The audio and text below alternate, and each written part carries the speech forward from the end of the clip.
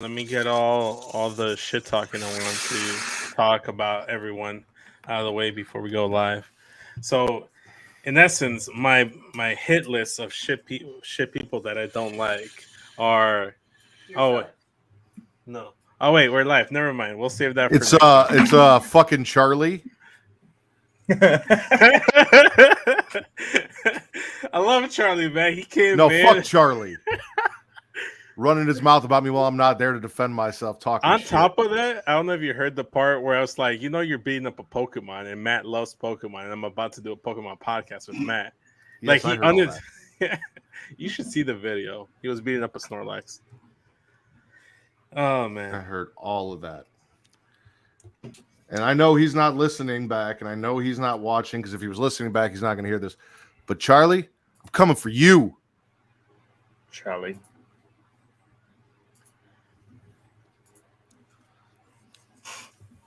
Called out Shadow last night.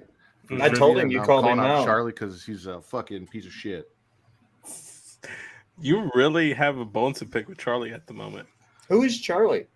He's part of the Get Show podcast, or kind of. Like, he shows up once a year. That Mostly one, okay. sucks off Kyle from Apron Bump. I'm gonna clip all this and send him a timestamp for Absolutely do. Yeah. If it doesn't count if you are on the show. What does she mean by that? By it doesn't count? What doesn't count? If Will you're said on the he's show? first. It doesn't count that he's first if he's on the show. He said first. Well, technically, he was here first because I couldn't fully get into the yard, so I had to leave the yard and then rejoin the yard. Even before that, he joined in the wrong browser before you got here, and then left, and then came back, and you were here, and then you left. Yeah, So we've established that Will likes to come first. I always do. You don't prioritize anyone else's needs except. Well, if you stay initially. hard the whole time, you don't have to worry about it. do you stay hard the whole time, Will? I'm hard right now, Vince. Oh, fantastic! That makes three of us. Are you just speaking for Matt right now? Are you assuming he has a chubby? I'm assuming he at least has a chub.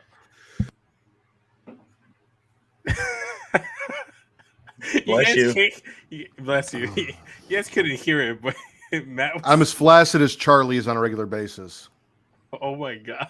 Wow, not even a little bit. Well, it's good to see you too, Mateo. Damn. I'm as flaccid as Charlie in a strip club without Blue Chew. Oh my god! He is coming for Charlie. I'm here for it. I'm here for stirring up. Welcome to the roast of the Get Show podcast. Will thought he was safe. Spread that ass, bitch. Whoa! Oh my god! Taekwon is here. I'm glad, but I don't have to worry about it because I'm not the only person that's going to get canceled reading your fucked up comments tonight. That doesn't happen around here. I'll tell you exactly how this works. Nah, this fellow Will thought he was safe. Spread that ass, bitch. I love you, Taekwon. It's good to see you. By the way, Will always calls Matt Mateo. We should give Will the Spanish equivalent of his name. So the issue is that there's no like full on Will in Spanish. So it's Guillermo. And Guillermo has two different type of nicknames. You can either be called Guille or Memo. So Memo. Yeah. Okay. So from now on, I'm gonna be calling Will Memo. He's my Memo. Hello everyone. I'm having a great night, Will. Right. There you go. Yeah, we just did a podcast on Bash at the Beach 2000. Have you guys got that far yet in Return to Wrestling, Matt? No, we're just getting into 1998. Okay. What a terrible pay-per-view. All right. We got Jax, Bo, Taekwon, Allison, and your boy Just, who missed me talking all that shit about Charlie. So rewind a little bit. You can hear me talking shit about Charlie because fuck Charlie for what he said on Get Your Podcast this week about The Undertaker, Bray Wyatt, and me. Wow. And Pokemon, what he did to a Snorlax. So, yeah. Charlie, in layman's terms, this is what Matt wants to say. Bitch! I mean, not in layman's bitch. Normal people's terms. All right, Vince, you want to run the intro? I think we got enough people here. All right. Let me not click on any comment. No, I listen to it all the time. I tell all my friends to smack it raw.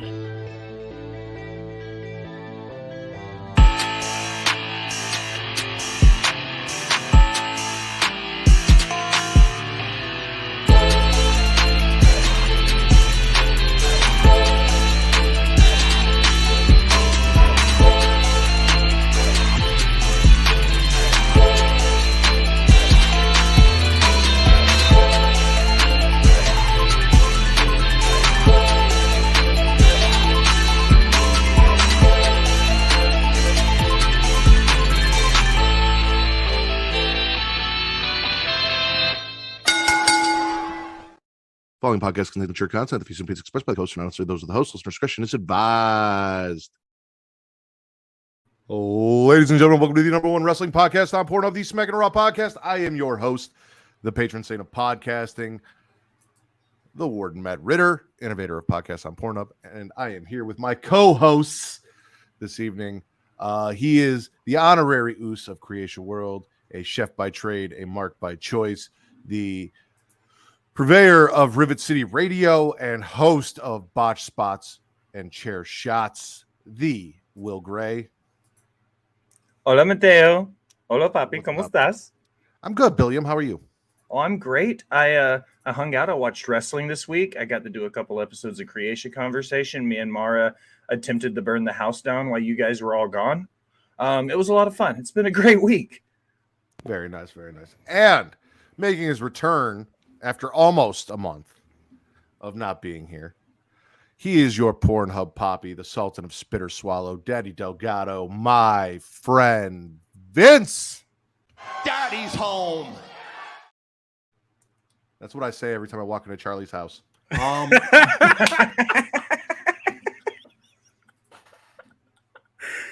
What's up, guys? It's fun to be here. Matt, you and I haven't really talked since the last time we were on Get Show, like 2 episodes ago. We text. We text. Sometimes you respond, sometimes you don't. Sometimes you don't respond. I text you and said, "Hey, should we call this episode 25 years of edging?" And you just nothing. I responded to you. Did it go through? Well, if it didn't, I feel bad. But you shouldn't accuse me for not texting back when I always text back. I've been having issues. My phone literally says, "Should we call the episode 25 years of edging?" Actually, it says "she-we," not "should we," but that's on me. And then below that is "Are you coming back?" which I asked when you got into and then left the call before we started the show. There's no text from Vince in between. Oh, it didn't actually send. Mm-hmm. Well then. Anyways, besides that little hiccup, yeah, we've been fine. We've been good. Will, I haven't really talked to you since last time I was on Creation Conversation, so this has been a minute. Cooking blue meth? I hate to tell you this. All of my recipes come from Southern Black grandmothers. Exclusively. You know, Will, I get where you're going with that, but I know where he's going to go with that. So go ahead, Taekwon. I want to thank everybody for joining us here live tonight on a Friday night on twitch.tv/Creation World, where if you have an Amazon Prime subscription, you get Prime Gaming. And if you have Prime Gaming, you can get a free Twitch sub every month. I'm not talking about the Twitch sub that Taekwon is to me. I'm talking about a subscription to your favorite Twitch account. Isn't that right, you little whore? He asked me to call him that. He did. We were in a chat. He told me he wanted me to call him a whore, so I'll call him a whore. This is my first impression of him. Mouth, so this is my first impression of him. So I'm not here to judge. Okay. Free Twitch sub. Yeah. Every month that you can give to Rivet City Radio. You can give to Creation World. You can give to your favorite Twitch streamer. Just make sure you use it and support somebody because we're all out here grinding, trying to, do well for you guys. And yeah, see, you're stealing from the fellas. Good on that. Being able to censor the word. Radio edit. We're out here doing our thing, trying to garner that support, and we would all appreciate it. I also think that I'm fucking awesome, so you should just send it my way. But if you don't like me, you should like him, and you should send it to him right below me. Also, you can be checking us out live on youtube.com/Creation World, and there it's free to like, to subscribe, to comment. Well, what do those things do? They help the algorithm and help find new listeners. I have one. Yes, his name is Taekwon. He's in the chat. You can talk to him. Jesus, find out how that works. Got him for free. Oh wait, no, he's a sub. I'm a dom. I am a free Twitch dom though. I'm available with without hire. See, he's my little grizzly. Yeah, see, I'm his little grizzly bear. You guys can also flick that bean up top, that notification bell, get notified every time we go live, whether it is here for Smackin' It Raw on Saturdays, except for tonight because I'm trying to get laid tomorrow. So like that makes two of us. As well as Creation Conversation Monday through Friday, and getting off every other week on the weekend. I believe it's going to be next Sunday. We're going to be doing Twisted Metal, so come check that out as well. We just dropped a recent episode this past weekend. You can go check out. Fun shit. We ranked the top 5 essential slashers and then gave our own list of our favorite slasher franchises. Okay. Did a great job. Go check it out. You had the whole core 4 in that one? Whole core 4 and Will. So the core 5. Why do I feel like he wants to call me Yogi Bear? I mean, like, I'm not here to yuck anyone's yum. I like that. You do give off grizzly bear vibes, though. So not so much since he cut the beard off. I didn't cut the beard off. All I did was shave the mustache down, and there's still, like I said, it's hard to see in the lighting, but it's still there. It's just really short. I've got news and rumors since Katie's not here this week. She's on vacation, spending that Kinder Bueno money. First and foremost, looks like Lacey Evans, aka Miss Macy, got her release. Macy Estrella. Lacey Evans. Estrella? Well, I don't know what her last name is. Let me hit up Google real quick. I'm pretty sure it's Estrella. Anyway, it's not a Spanish name, that's for sure. It looks Spanish. Her husband might be Spanish. Let's see. Estrella.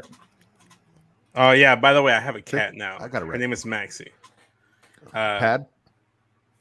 No, please don't say that. First name Maxie, middle name Pad. And a lot of people are glad that Macy is gone. I am, but mostly because I've been waiting for that OnlyFans, and it looks like it's coming. So please hit me with that. She posted her first picture today. Not only is that OnlyFans coming, but so will Matt once he subscribes. Hold on. She posted her first picture today. Where, Will?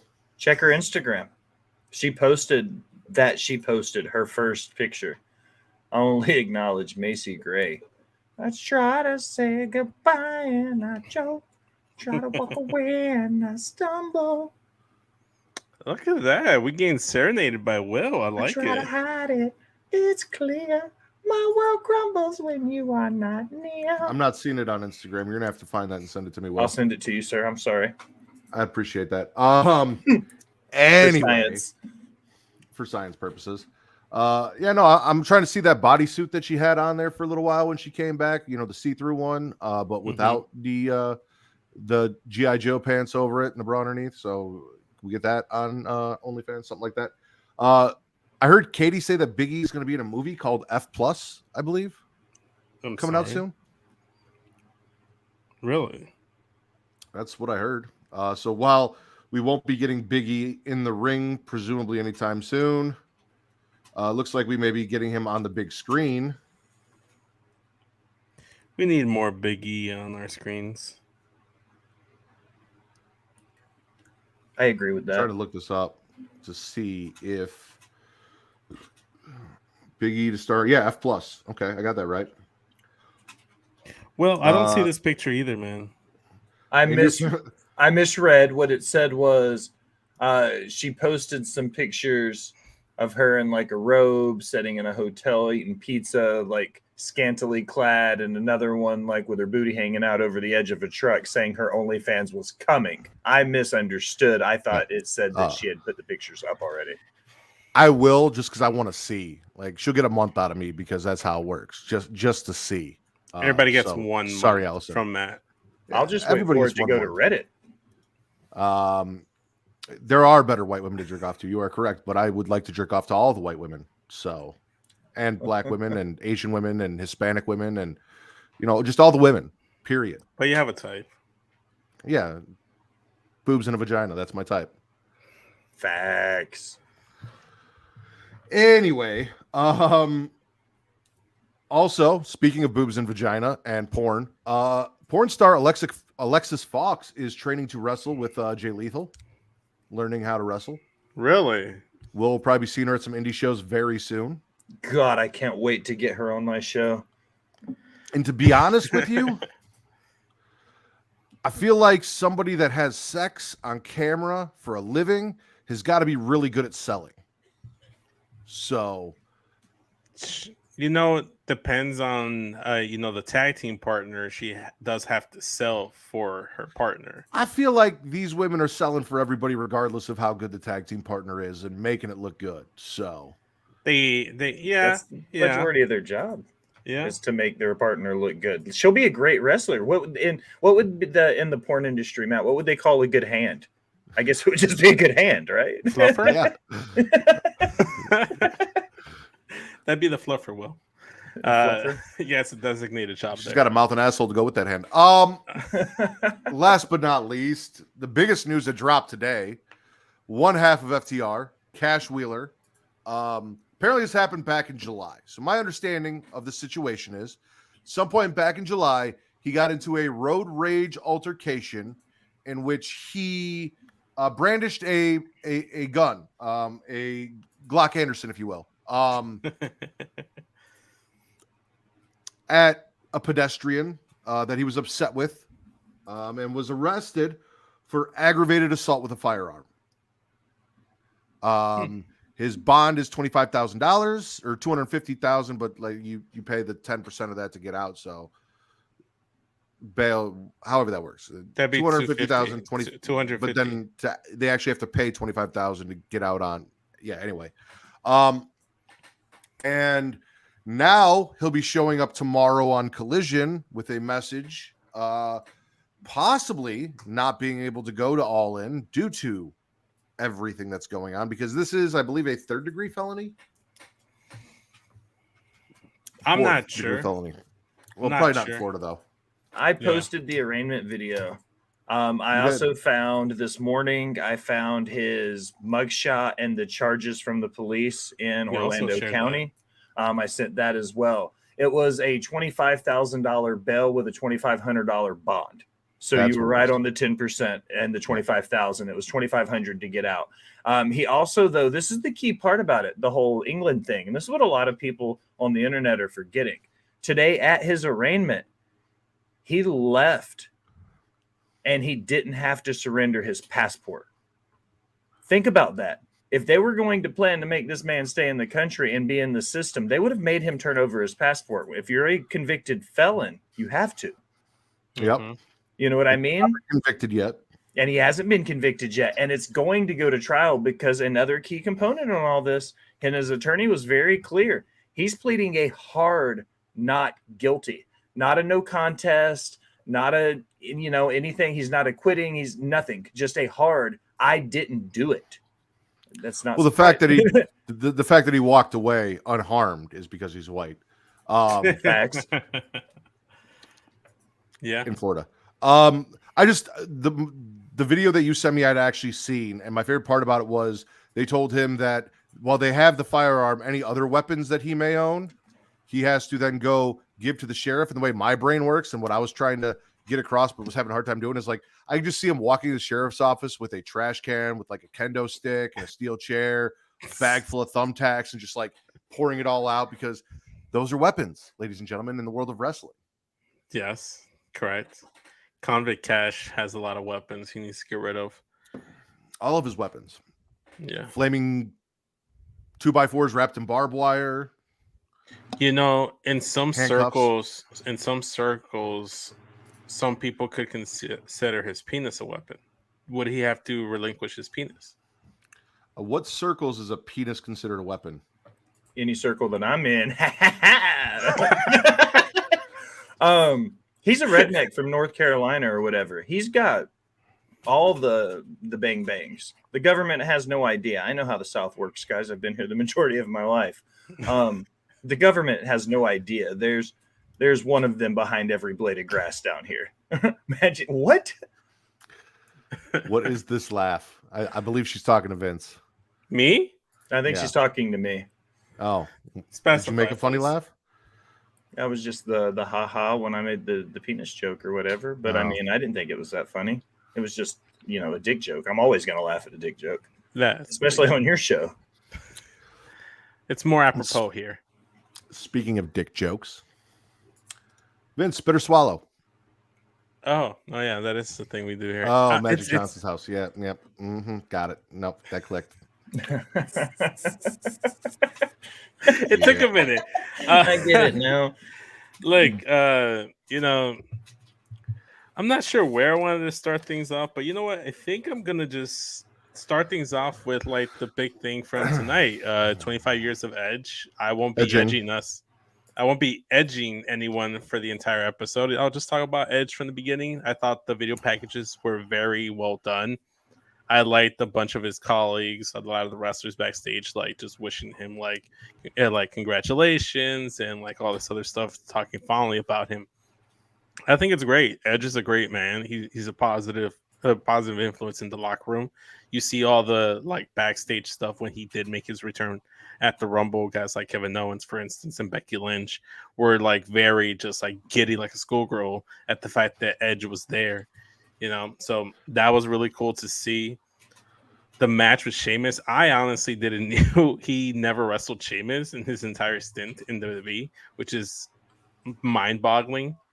So the match was fantastic. I thought it was well done. I didn't know that there were like rumblings that he was going to retire until like someone on Twitter is like, "Oh man, Edge is retiring," and the way they like presented things made it seem like a swan song type of last match for him. So I'm just happy for Edge. I thought the match was great. He main evented in his hometown of Toronto, Ontario, Canada. Great stuff. Great fit. He got to wrestle the greatest masked wrestler of all time in Sheamus. If that was his final match, that's a great way to go out, So swallows all around. Whenever I finish, I'd love to have my wife in the crowd cheering me on when I do it. Yeah. So yeah, there you go. It was nice to have Beth there and his daughters being able to watch what may or may not be his last match. Fact that he went out on a win has me a little suspicious that it's not his last match. The whole show was great. The match was fucking awesome because it's Edge and fucking Sheamus, and big swallow. I loved it. I loved the IC title. Did you see the Edge like custom Intercontinental title with the oval IC belt, the blue and Vince the white? Really liked it, didn't you, Vince? You thought it was like the belt you've ever seen? I didn't really look, man. I might be in the minority. I said this in the group chat with everyone when Katie shared it. Just on the show, not in general. Well, I'm used to being the minority in general in life, so it's a familiar feeling. But I saw so many people like, oh, it's so cool. I get the inspiration from his like OG gear when he first debuted in WWE. But I don't know, me personally, it was not for me. But Gesundheit, bless you. You said that word right. What, debuted? No, that's not what you said. That is not what you said. You said debuted. See, I was very proud of you, and I clapped. If you just ignore it, I will stop doing it because I would try to like not say it. But then when you bring attention to it, I will purposely say it the way it should be correctly pronounced. Debuted. But yeah, yes, we did. Title was whatever it was. It was fine. I don't personally like it, but I'm not gonna yunk any yums. That's twice. I love the IC title. My favorite belt of all time is the white strap. But I can see I like your straps white. That's not fair. If he's doing it in the chat, you can't do it on the show too. Wait, what happened? Vince is making fun of me too now. Listen, man, I had a whole roast in the chat and on the screen, and my girlfriend was sitting on the couch in like joining the roast. So it's okay. Why not a blackstrap? Yeah, what do you have against a blackstrap? Oh, Matt I have it on good authority that Will owns a blackstrap and uses it on regular occasion. Facts. Interesting. And I don't yuck any yums, Taekwon. I like every flavor of ice cream.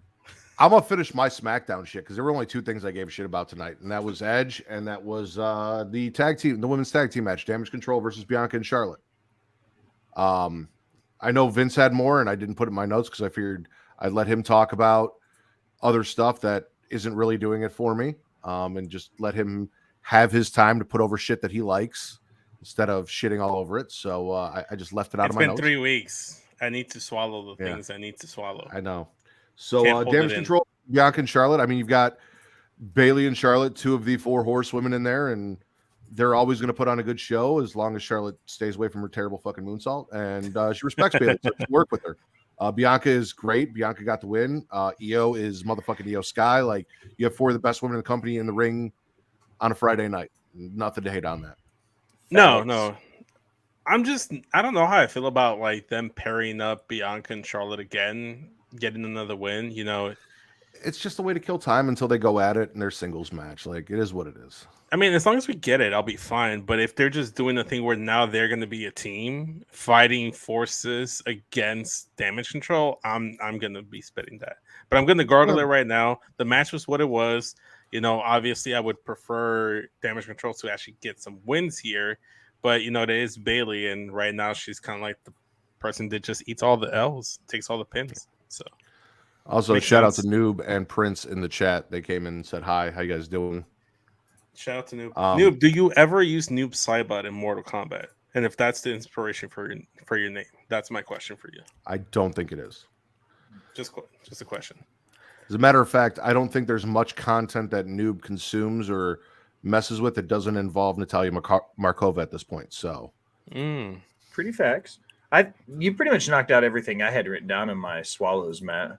Like, there wasn't a ton for SmackDown. SmackDown? Oh, I was gonna say just in general, like the whole show was like, "Fuck it, I'm done.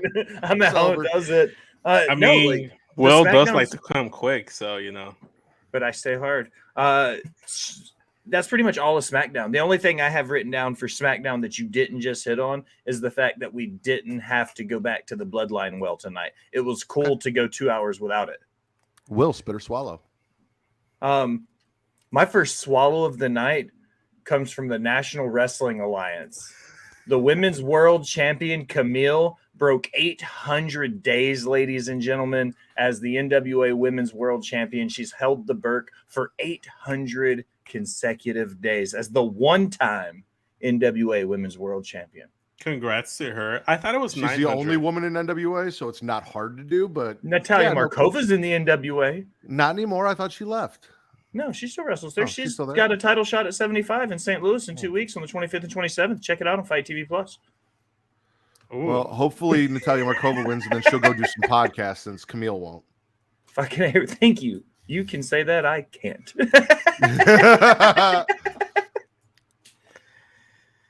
That's it. I swallow Camille pretty much all the time. And Billy Corgan. Okay. Whoa. Lost some lightage over there. My TV went off. I agree 100%. NWA, I think, had Tyrus as a champ, and that invalidates everything that they do. Because fuck Tyrus. He's still the champ. He hasn't defended the title in almost 800 days. As long as Camille's been champion. Yeah, exactly. Vince, better swallow. I'm going to go back to SmackDown because there's maybe 2 more things I want to mention, but obviously Grayson Waller opened up the show trying to drive a wedge between Rey Mysterio and Santos Escobar. He was supposed to have Rey Mysterio only, I believe, for the Waller fight, but he had Santos there. He was trying to drive a wedge between them. I keep seeing online, everybody's like, "Oh, Santos is going to turn heel." I'm like, I don't really see it. Like, I get where like wrestling logic dictates that Santos should be upset at Rey and then turn on him, That's not why.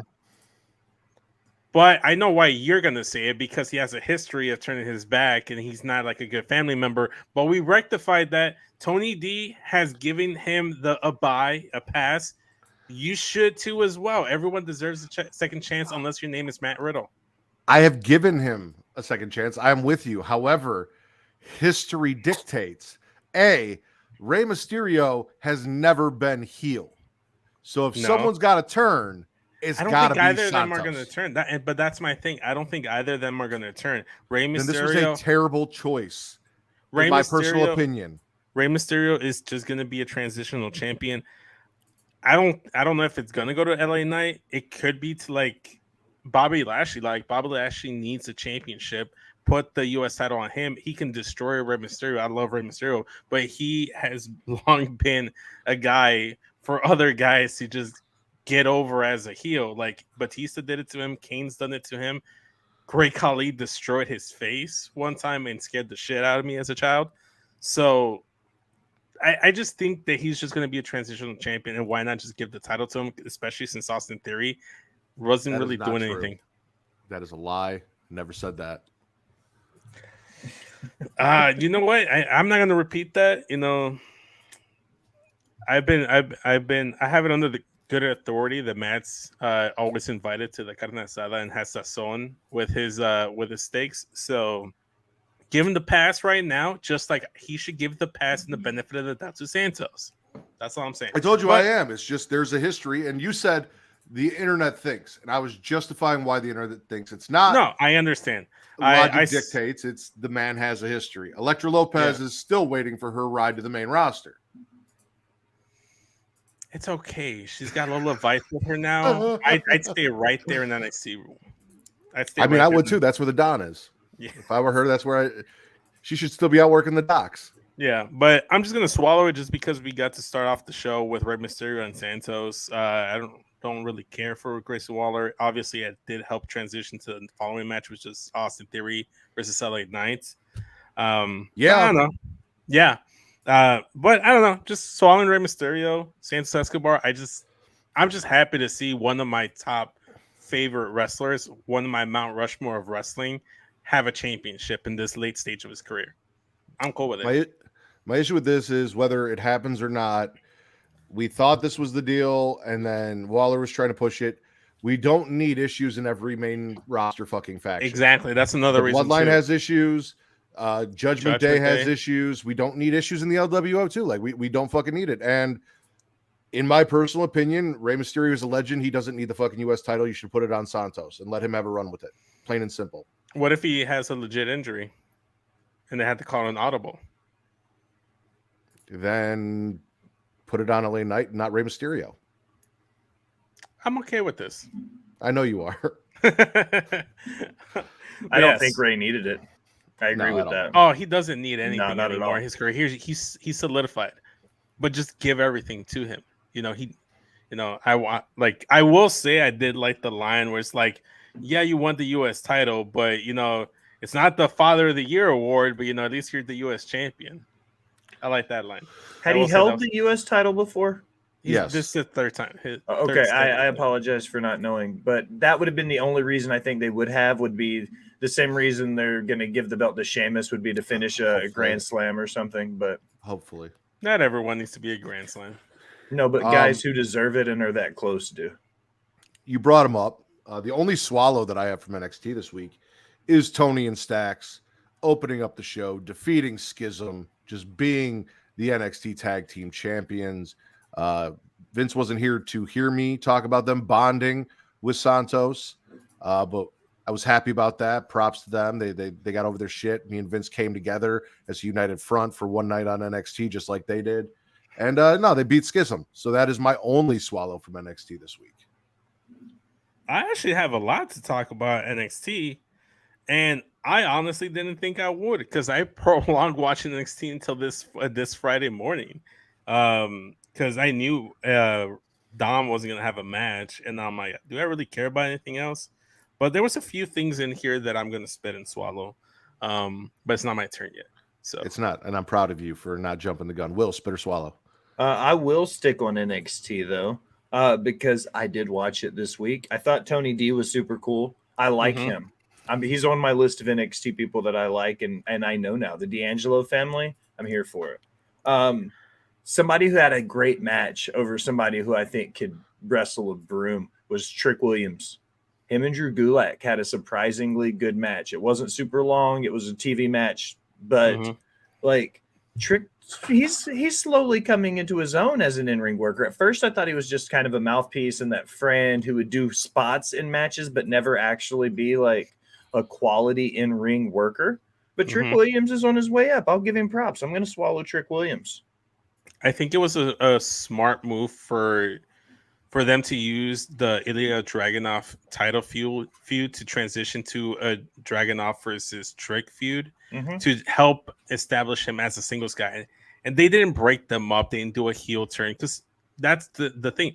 You don't need to do a turn just to like separate a wrestler from another one. They could just be like, hey man, I just need to do my own thing. What's the face for? I can handle girth. Thank you very much. Oh, Trick, I'm that's offended. too much Gifford, man. Swallow that. No, I got it. I can handle it. Well, I can take all the Trick Willie. He also said he's swallowing Mello and Wes Lee because he supports his fellas, and you should always support your fellas. Me personally, swallowing Mello, not a fan of Wes Lee. He's still not doing it for me. Not about that, but Bad shitty kids. Yeah, fuck bad shitty kids. well, and I'm talking Riddle, not Ritter.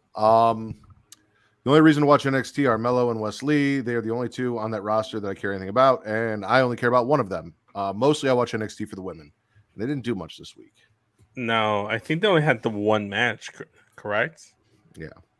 Yeah, it was just Thea Hale versus JC Dana Jane Brooke. match. Which Dana Brooke. Dana Brooke Well, versus but Blair. we'll get there. It's not my turn yet. Oh. Vince, spit or swallow. Okay, so we talked about it already, so I might as well just knock it out right now for my list. I am gonna swallow that Wesley beat Dijak with the cardiac kick leading into the spiral tap. I haven't really seen anyone use the spiral tap as a finisher since AJ Styles in Impact in TNA, not Impact, because it was still TNA when he was there using the move.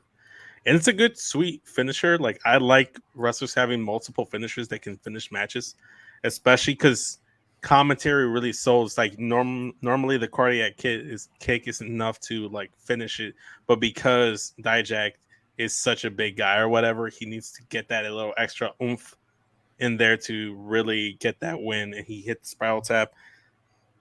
They were teasing from the beginning. They did the segment with Wesley going up to Mello while he was signing autographs, saying it's like, hey, like I want this. You're gonna face me at Heatwave next week, and Mello basically was just brushing him off, essentially, while he was, God damn it, Maxie, while he was just signing autographs. Gets the win, comes back, then he's still signing autographs. And he's like, no, sign the contract now. And then Mello's still like, I'm busy. I'll get to it later.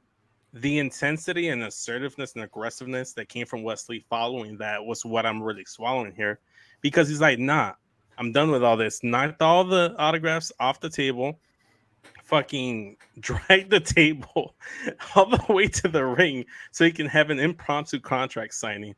And the aggressiveness on the mic, the story that he told on the mic was great. The story that Mello told on the mic was fantastic. It is great to see two black men fighting for the NXT championship in the main event of NXT next week in a pay-per-view / special like show type thing. It's great to see. It's really cool. This is the kind of Wesley. I know you said Wesley isn't doing it for you, but this Wesley, if he's just going to be this aggressive and stop like being like, oh, I just want to put on good matches and I'm going to be a fighting champion type of thing. Yeah, you were the longest reigning champion, but you weren't like a memorable North American champion. This Wesley, I like. This intensity. Want to match shitty kids.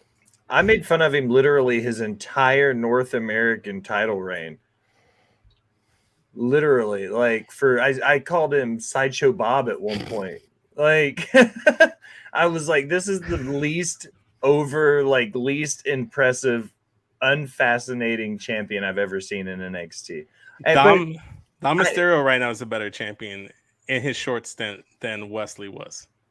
I I feel like Wesley, and my biggest gripe with him the whole time, I very recently went back to the first episode I ever did with you guys. Because I was trying to, Matt and I were talking about it one day and I said I found it was February something 2022. And I said in that episode that my biggest takeaway was that MSK was the Young Bucks of NXT Black and Gold at that time. And I still feel like Wesley is like that in a lot of ways. The dude ignores all the rules of a wrestling match. And I get in 2023, rules don't matter. But I feel like you can't tell a viable story if you just ignore every rule that's ever been written for the sport you perform in. I understand. It's a lot of the same criticisms and gripes people have about like Young Buck matches. They feel like it's just a spot fest. It is. And I get that. Sometimes you can have those kind of matches, but I feel like sometimes they do tell the story. It's just told in a different way. I'm not excusing anything. I'm not saying like I will say this. Like I said, you're right. Wesley does need to be better in the storytelling aspect of a wrestling match, but I think he can get there. I think he'll be fine. Especially if we better. Yeah. NXT is the right place for him at the moment. I'm spitting whatever the fuck is going on with Dana Brooke. Her losing to Blair Davenport, the hissy fits, her trying to be a mentor. Like it was working for me, and then the last 2 weeks, it's slowly falling off the rails, and I don't know what the fuck is going on. I also wrote down. I just wrote under my spits. Anyone that fucks with Matt Riddle gets slander. It is what it is. Tell him to get better white friends. That's not on me. I also just wrote down Dana Brooke. Just spit Dana Brooke. So I'm right here with you. Pretty much everything you said. As a matter of fact, the 2 white people that this dude has fucked with in NXT, I'm not about. So I know Will likes the other rascal that's now over in TNA and is dating Gigi Dolan, which is another reason why I fuck that guy. So he's got 2. What's his name? Wesley and nobody cares. Nash Carter. There you go. Yeah. I'm anti being friends with white people in general, except for me, right? Because I'm your teddy bear, and you want me to eat your picnic basket. Taekwon's gonna lose his mind when he realizes I'm Jewish.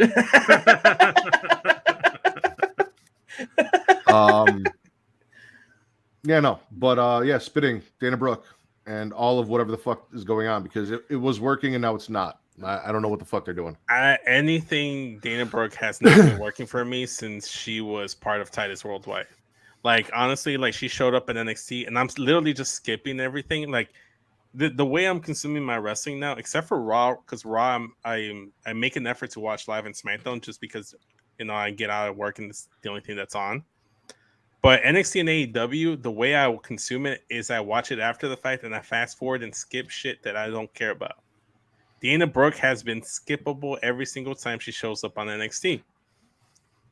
Now, I feel like I should do a segment now. It's like not good enough for Vince, because like some of these shows, there's so much stuff that's like, man, this was such a good show. But it's because I skipped like half of the bad stuff that was on there. I used to do that with my wife. We had Not Good Enough for Kate. Really? And it was all the stuff that she would fast forward through that she didn't want to watch, and why she didn't want to watch it. I'll make a list next week of all the stuff that isn't good enough for Vince. I know a lot of people who say that their vibrator is their best friend, Taekwon, so you can try and hide it, but you love me. Vibrators are friends. They're here to assist you. Will, spit or swallow my vibrator. Oh, I'm swallowing your vibrator. And I'm also going to swallow the only thing from Impact Wrestling on my list because it's topical from what we were just talking about. Speaking of the Rascals, they got an Impact Tag title shot coming up. They just heard that last night. The Rascals are going to get an Impact Tag title shot. So that's it. I think that what they're doing right now, they're a viable option in the tag team division for that tag titles. If you look at the Motor City Machine Guns with Chris Sabin being out and some of the other stuff going on, I think that pushing the Rascals, even if they don't take the titles, it's still going to be a good feud and a good build. And it'll be a spot fest, but it'll still be okay. It makes sense because when MSK were in Impact Wrestling as the Rascals, they were essentially the Young Bucks of Impact Wrestling because they were out here doing that fourth wall break stuff. the treehouse segments were fantastic. So yeah, I mean, it makes all the sense in the world to try to push them. Trey Miguel is a great talent, and anything to push him and put him in a spot to succeed and just be on everybody's television screen is like the way to go. And they beat Rich Swann and Sami Callihan, so that's not any pushovers. Those are both two staples on the Impact. They're both former world champions. Should I just go and let you guys have your? I feel like I'm interrupting. Hey Vince, it's okay. It's okay. I'm going to say it real quick. You ready? Okay, I'm done. So hey Vince, spit or swallow. It's okay. Unfortunately, that's not how that works. So I'm also going to spit Baron Corbin on NXT because that was next. Again, because you used to jump the line, there is no order. It's whatever order Matt does it in. And since Will tried to make you next, I'm the host. I'm going again. Anarchy. You can't call people soft ass little bitches and continuously lose matches, especially on NXT while trying to rebuild yourself. That's not how that works.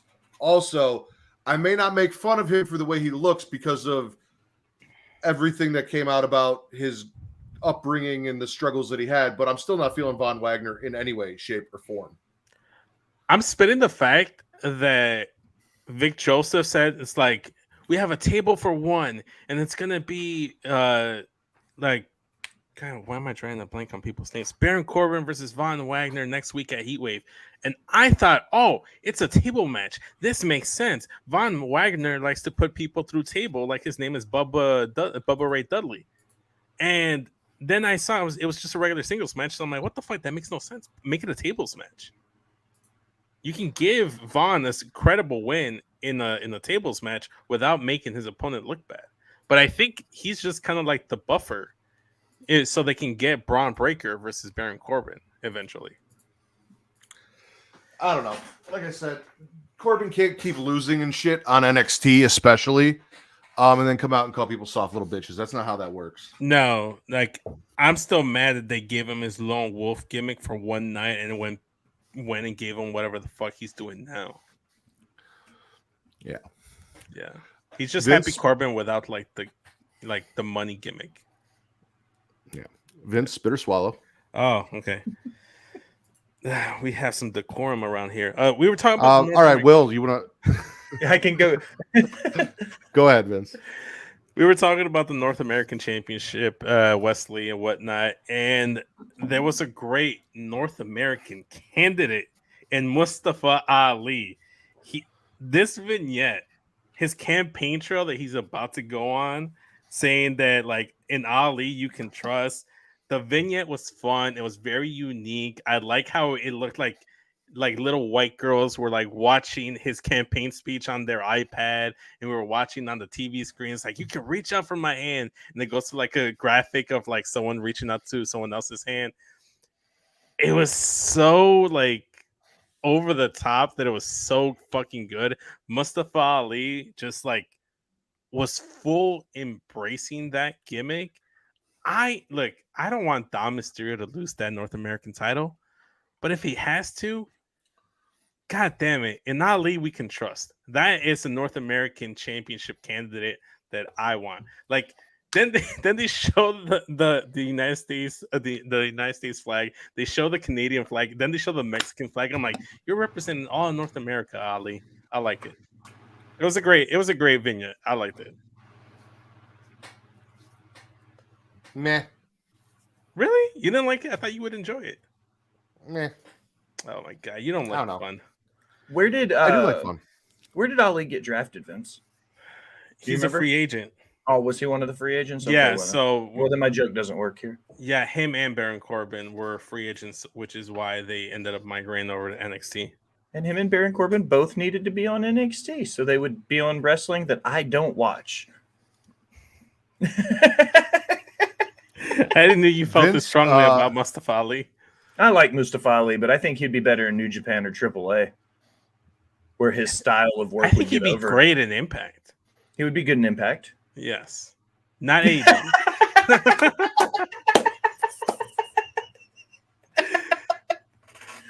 Ladies and gentlemen, Matt Ritter is left the building. It's just me. Do I even need to be here? I mean, Where did your shirt go? listen, just like Buddy Matthews is going to be watching from the closet in his own honeymoon suite, watching Dom Mysterio and Rhea Ripley, you can watch me and Will just enjoying each other's company while you sit there in the closet. Will, spit or swallow?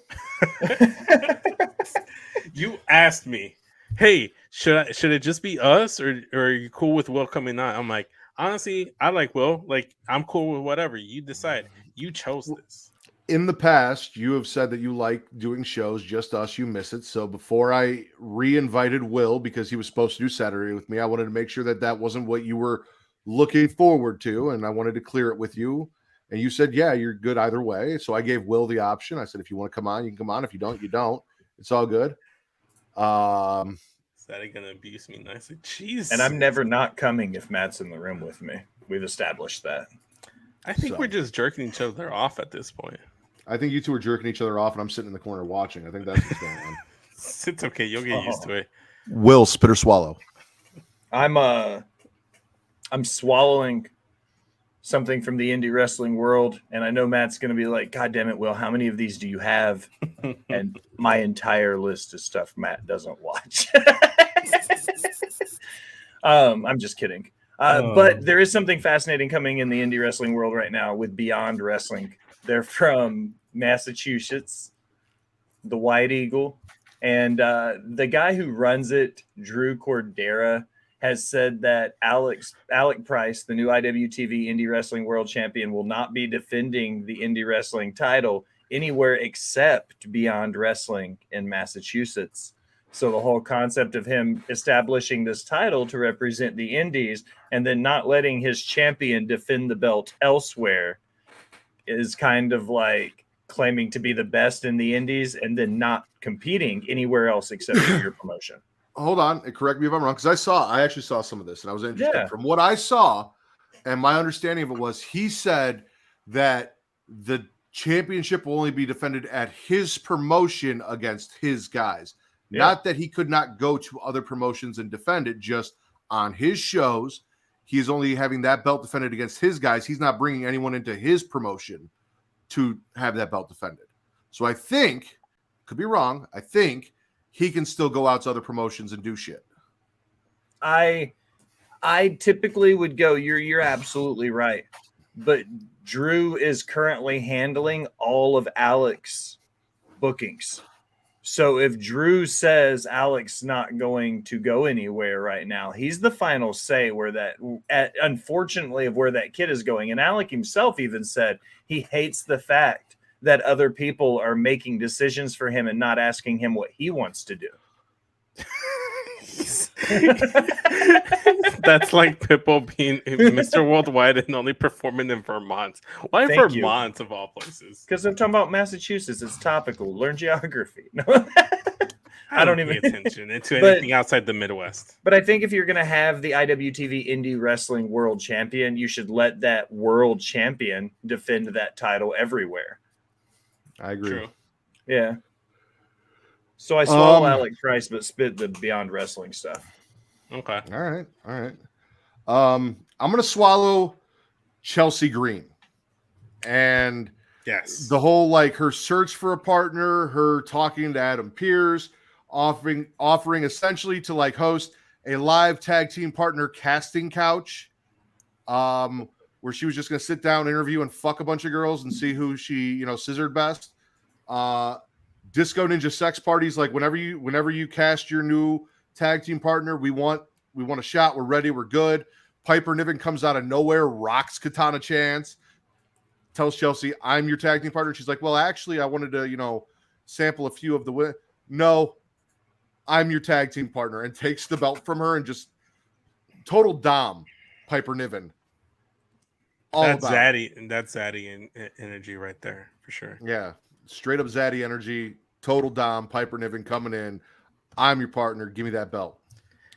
And it's gonna be hilarious too, because it's gonna be like a dynamic where Piper's probably gonna win the majority of these matches where they're having to defend the titles, and Chelsea is gonna let that go to her head, and it's gonna be just like when Luchasaurus won the TNT Championship and Christian paraded around with it like he had accomplished this, when in reality he had done nothing. So it's gonna be hilarious content. I love delusional heels. I think they're one of the best kind of heels is to have delusional heels. So I'm a for Chelsea. I wasn't feeling her initially, but you know what? I love it. I like how she turned a negative into a positive. And I don't know if this was the plan, if they were going to just like strip her of the titles and do another championship match or whatever, because they've done that so many times. Chelsea did do this like Chelsea's talent show thing online. Yeah, the casting couch, whatever. She did it online, and then they went ahead and redid it on Raw on TV. So maybe they saw what she did. I was like, okay, this is good. We got to keep the titles on her. We'll figure things out. And they created it, something very unique. I'm with it. Here's my thing, and this is why I love this. While personality-wise, Chelsea and Sonya fit well together, and Sonya's a fairly good in-ring wrestler. She's not like one of the top in-ring competitors. Piper Niven is amazing in-ring. She's a pretty good character worker. She's entertaining on the mic. She's better than some people, but she's not like the best. So now you have this woman who is okay in the ring, but a fantastic character, with a woman who is fantastic in the ring, driving the in-ring for that tag team in Piper Niven. And I cannot wait to see what Piper Niven and Disco Ninja Sex Party can do in a tag team match, with Chelsea Green being Chelsea Green in the build up to and outside on the apron, just causing havoc and making the extra entertaining. I mean, it sucks for Sonya to be the Matt Ritter watching from the outside as this amazing relationship blossoms in front of you. But, I think she'll be okay. She'll like come back when you watch. I don't mind it. Vince, spit or swallow. Yeah, I was waiting. I wasn't saying anything. I didn't know if Will wanted to mention anything because he didn't really. I mean, he did, but he didn't really touch on Piper. Because I love Allison's Piper watching, Niven. so he can't touch on Piper while Allison's watching. Speaking of doubles, I'm gonna swallow the fact that I get a double dose of Dirty Dom Mysterio every week now, because I get him on Monday nights and now I get him on Tuesdays. And I like the segment that he had right there with Rhea Ripley. I just like seeing him on my TV screen. I've already said he's already feels like a more important champion than Wes Lee. He's in NXT. It's allowing him to have like more focus on him without it being mostly on Finn and Damian Priest and Rhea Ripley. Because when he's on NXT, he's the North American champion there. It allows it to be centered around him, similar to last week when he was in the main event versus Dragon Lee with his dad at ringside and stuff. So I like this. I think Dom pulling double duty with NXT and Raw, I think it's a great thing. He'll eventually drop the title and it's going to put over someone else. So it's good for him, it's good for NXT, and it's good for me. Wait, I have no idea what Taekwon's talking about. That's what I'm confused about. Lyra and Dragon Lee versus Dom and Rhea. I am for that shit. I am really digging the Lyra Rhea shit in the feud. Dragon Lee is a fantastic in-ring competitor. Dom is Dominic Mysterio. I'm not going to sit here and say dude's not entertaining. I'm not going to suck him off like you and the Get Show podcast do, because I don't think he's as good as you guys make him out to be, but he's entertaining as shit. I feel like the thing that turned you on him was when you saw that video of when they asked him, it's like, do you think you and your dad will ever reconcile? And it's like, you know what? I think about it every single day, but he's no longer with us. R.I.P. Eddie. I just do what I can. He's acknowledging the canon that you wanted WWE to acknowledge of Eddie being his real father. Not just that. I mean, everything with him and Rhea is entertaining. That video where Rhea she's like this, and then like this, and then like this, and then like this, and then. But my thing is, I can't get behind him as this guy that you guys talking about, because you treat him like he's like this really cool badass when really he's just Rhea's sub. Like, No, he should be in a gimp match.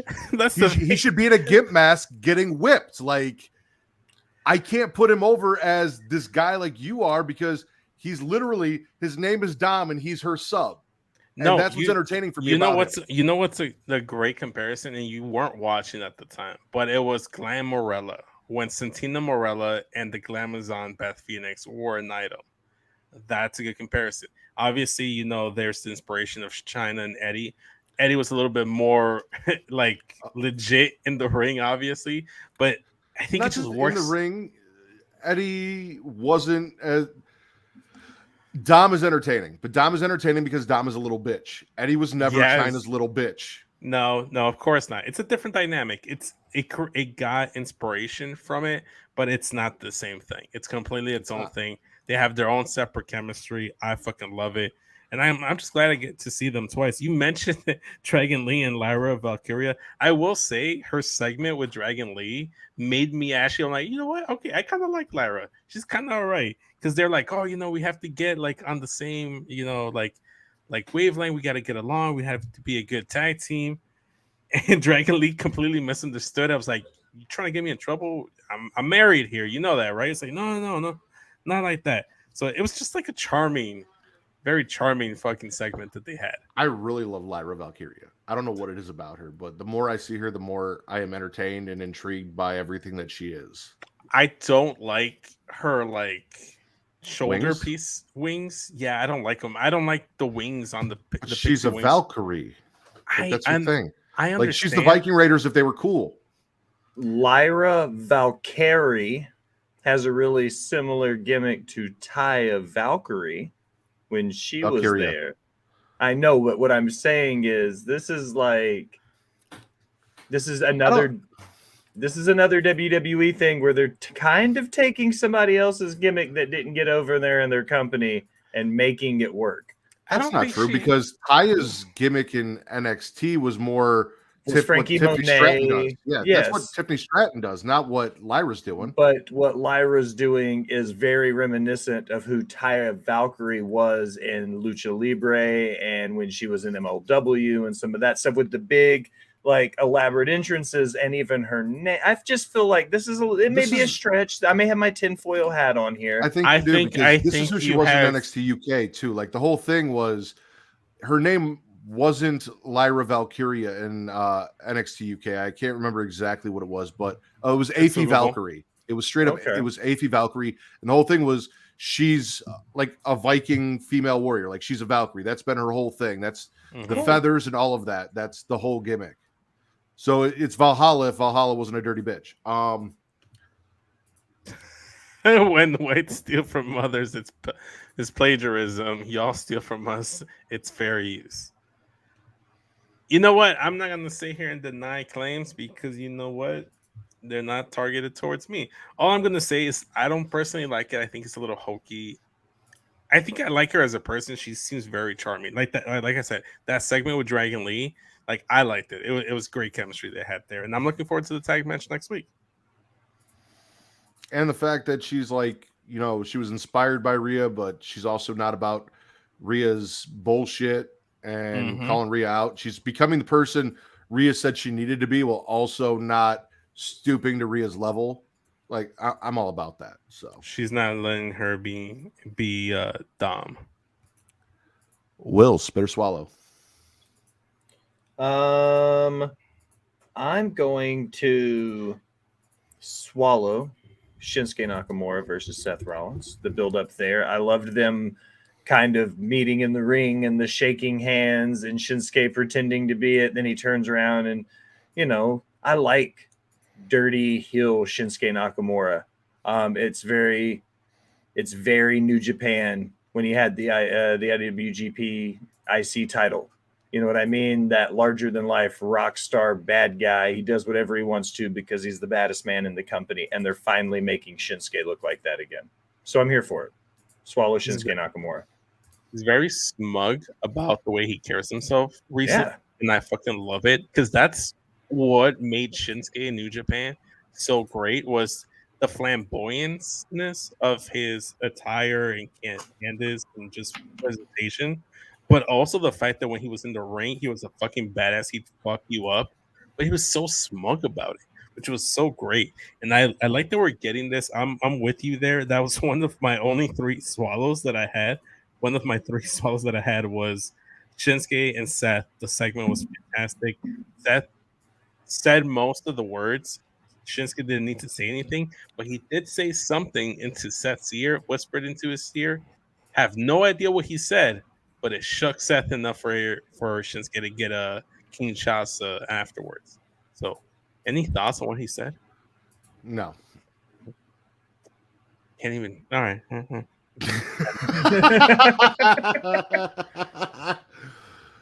I think he said if you go to Creatia World or AdamandEve.creationworld.com, you can get 50% off with free shipping on one item. Because who doesn't want to spice up their love life in the bedroom? And if you want that, or if you want some Dubby to help with your energy, or you are like Vince, because you can get cat stuff on dog.com. It's not just strictly dog stuff. You got a new furry friend that you're looking to buy and take care of and get the best products for. We've got ads and sponsors for all of that.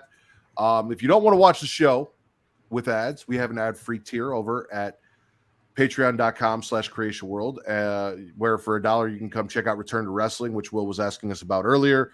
Our next episode will be dropping this month, where we get into 1998 WCW, and also Multiverse with Travis and Mara's over there. Both those shows just cost you $1. If you subscribe to the higher tier for the ad-free version, you get all of the $1 tier stuff plus the extra perks, including all of our shows ad-free. But since you're watching us live and our sponsors are dope, I got my shipment from Adam and Eve a couple days ago, and I can't wait to use it tomorrow night. Go ahead and please support our sponsors. Spice things up in the bedroom. Then it's time to check out Adam and Eve. Because you see, Adam and Eve is the leading adult toy store that offers a wide range of products to help you explore your sexual desires. Whether you're looking for something to use solo or with a partner, they have everything you need to satisfy your cravings. From vibrators to lingerie, bondage gear to lubricants, AdamandEve.com has it all. And the best part, you can shop with confidence, knowing that all their products are of high quality and backed by a 100% satisfaction guarantee. That means whether you bought a dildo, sex swing, penis ring, vibrator, anal sex toy, bondage toy, couples toy, lube, or accessory, you can get a refund within 90 days if you're not 100% satisfied. No questions asked. And right now, as a special offer to our listeners, Adam and Eve is giving you 50% off almost any item on their website. That's right, 50% off. And if you act now, you'll also get free shipping. So go to AdamandEve.creationworld.com and use the offer code erotica at checkout. That's erotica at AdamandEve.creationworld.com for 50% off almost any item and free shipping. Don't wait. This offer won't last very long. The link is in the description. Attention dog lovers. Are you looking for high quality products to spoil your furry friend? Then you need to check out dog.com. Because you see, dog.com is the go-to online store for all your dog related needs. They offer a huge selection of dog food, treats, beds, and more. Plus, they have products for all types of dogs, from puppies to seniors and everything in between. And the best part, you can shop with confidence knowing that all their products are made with your dog's health and happiness in mind. Dog.com only stocks top-rated brands that you can trust, so you can rest easy knowing your dog is getting the best. And right now, as a special offer to our listeners, Dog.com is doing a big warehouse clearance sale. And all you have to do is go to dog.creationworld.com and you can get up to 80% off on all sorts of items like toys, treats, bones, harnesses, bowls, leashes, and anything else you can think of. So go to dog.creationworld.com and take advantage of this sale right now. Spoil your furry friend with the best products from dog.creationworld.com today. Link is in the description. Are you tired of feeling sluggish and unfocused throughout the day? Then it's time to try DUBBY, the ultimate energy source. DUBBY is a powerful, clean energy drink that is designed to help you stay alert and focused no matter what life throws your way. Whether you're a student, a busy professional, an athlete, or especially a gamer, DUBBY can give you the boost you need to take on the day or the night. It also contains important aminos and vitamins that canned energy drinks simply don't have. And the best part, DUBBY is made with high quality ingredients and is completely sugar-free, maltodextrin-free, and is keto-friendly. So you can enjoy the energy boost without any of the crash, jitters, or angst that comes with traditional energy drinks. Simply mix DUBBY with water and you'll have a delicious, refreshing energy drink that can help you power through your entire day. And with a variety of flavors to choose from, including Galaxy Grenade, Beach and Peach, and Dragonade, you're sure to find one that you love. So go to dubby.creationworld.com and order your DUBBY today. And for a limited time, use code Creatia at checkout to get 10% off your order.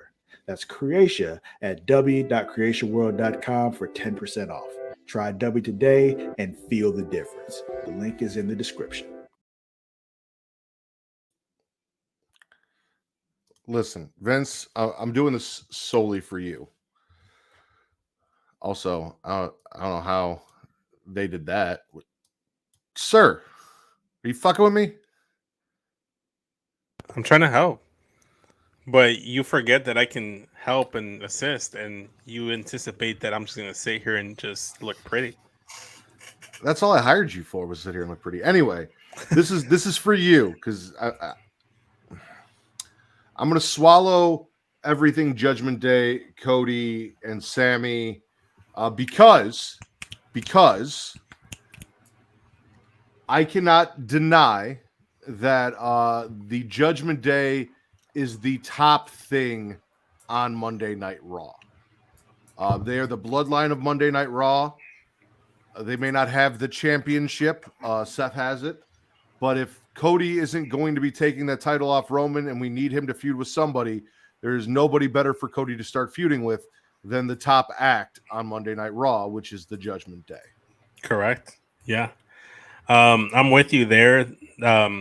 You guys actually took my only 3 swallows from Raw that I had, which was Seth and Shinsuke, Chelsea Green being Chelsea Green, and everything Judgment Day. Really? Yeah, those are the only 3 swallows I have. I have one more swallow and one spit. I have one spit. The opening of Raw I thought was great because they're obviously, they just start off the show. Damian Priest is like, no, you know what? Fuck it. Like, Finn should be out here. He should be here with us. Rhea's trying to keep things closed doors. It's like, nah, they're not dumb. They know what's going on. There's a problem with the Judgment Day, and it's Finn Balor. And then, of course, JD McDonough comes out being Finn's advocate, apparently. And he's trying to mend fences here. Whether it's ulterior motives or not, we have yet to discover. To be determined. The segment where they actually have backstage a conversation with Finn, Judgment Day, and then JD kind of puts in his 2 cents on my honestly. That briefcase is what's coming between the two of you. Just saying. Walks away. He comes out at the end after Judgment Day already took the L because Damian Priest slid the briefcase underneath Finn, and Finn's facial reaction was hilarious to me. Cody being a babyface that isn't afraid to cheat. I love that. Love that. Take all the shortcuts you want, Cody. You are white in America. You get them all. God damn it. He's got that privilege. Yeah, he's got that white privilege. You use it, Cody Rhodes. Finish your story. And then afterwards, they still look dominant because they beat up Cody. They beat up Sami Zayn. JD was on the outside watching everything unfold, like Matt's usually watching me and Will conversating, like following each other's eyes, stuff like that. It's all good stuff. Why do you think I took my shirt off? I got tired of you two flirting in front of me. I had to get the attention back on me.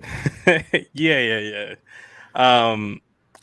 Honestly, I don't know what it is about this, but I actually am warming up to JD McDonough.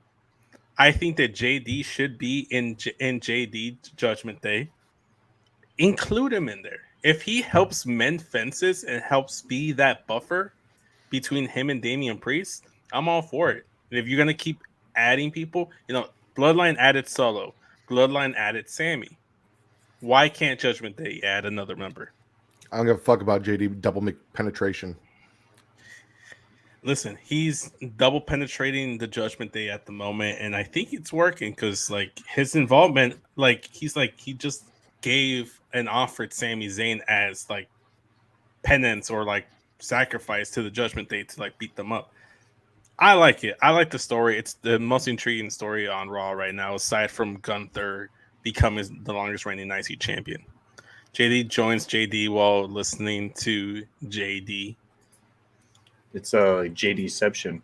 It's a really great story. It's like they have this group of people that are all really similar to one another, and then you have this outsider who's just a little bit different, but really wants to be part of the group. Kind of like how I felt when I first saw the Smackin It Raw podcast. Yeah, I felt like an outsider, but I really wanted to be in. I'm the JD. I was more so being a smartass about them pretty much again using the same story they did with the Bloodline with Sami Zayn. They're pretty much just doing this in a Judgment Day coat of paint. At least with Judgment Day, it makes sense because JD McDonough and Finn Balor actually have a history. I'll give you that. I'll give you that. At least it makes sense there. Mm-hmm. And they may not actually go there. I'm not even 100% certain that they will add JD McDonough to Judgment Day. He'll just be the honorary use of JD. Yeah, like he'll be the Will Gray of JD. Mm-hmm. There you go. That's JD will be the Will Gray of JD. Yeah. Okay. Will, spit or swallow. I'm pretty much through Raw and NXT, so I'm going to hit my first Dynamite.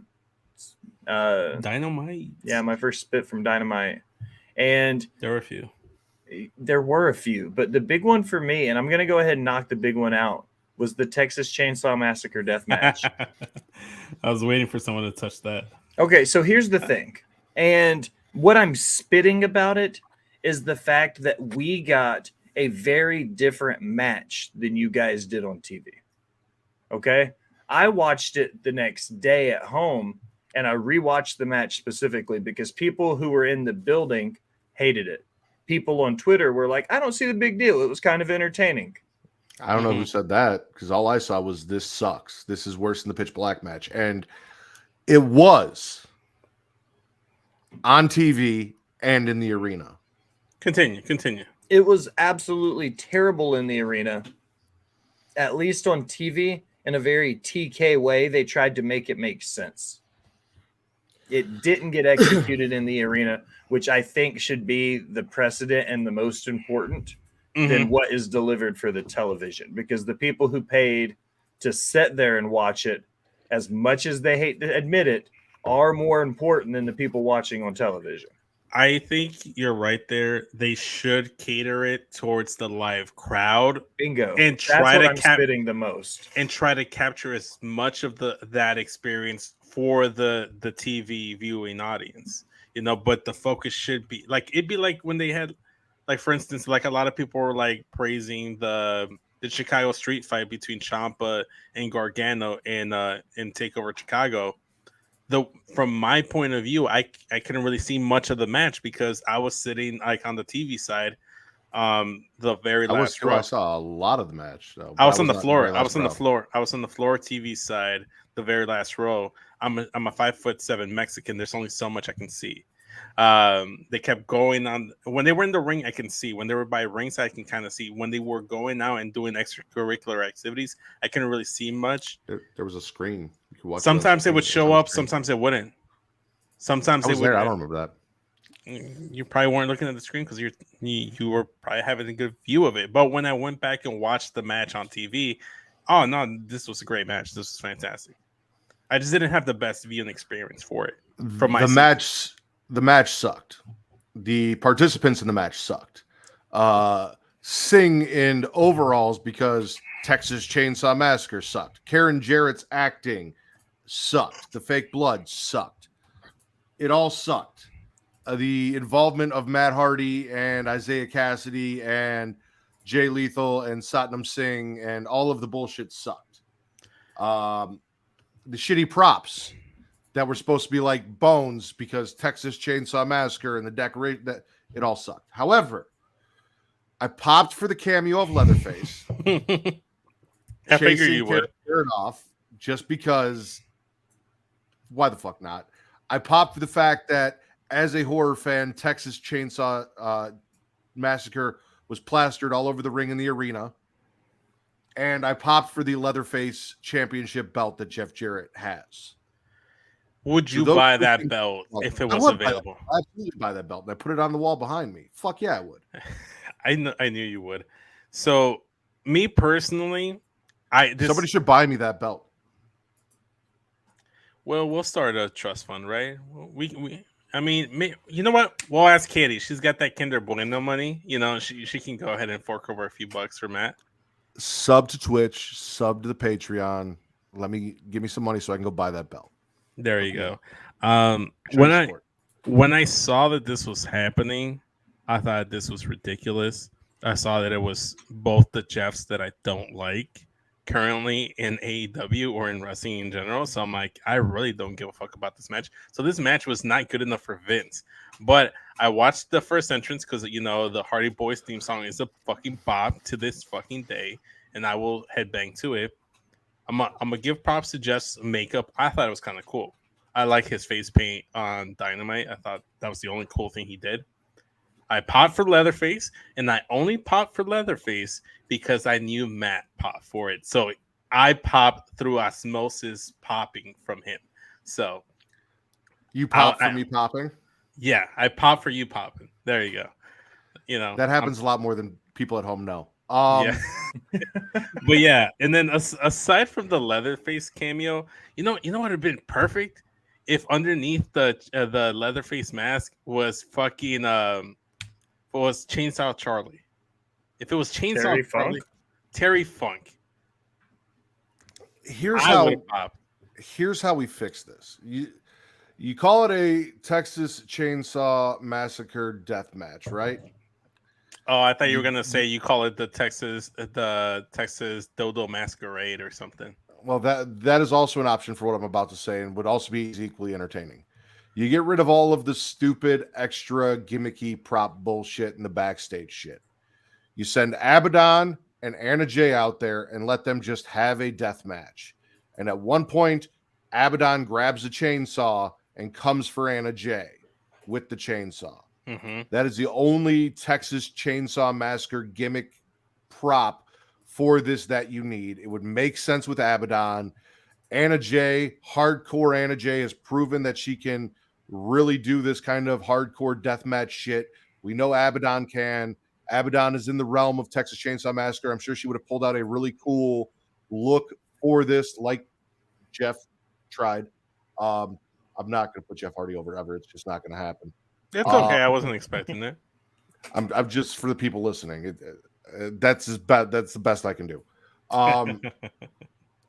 That's how you could have fixed this. Just let them have a straight up death match. The only gimmick you really needed was either Leatherface coming out with the chainsaw or Abaddon taking a chainsaw from somebody dressed up as Leatherface, something like that. Just let those two women go out and have a fucking death match. We didn't need Jeff Jarrett. We didn't need Jeff Hardy. And that probably would have been a far better, more entertaining match than what we got on TV, minus all the fake blood and gimmicky props and bullshit. Yes, and yes. The only good thing about it was the Leatherface title, Leatherface himself. And that was about it. And the logos in the ring and on the fucking...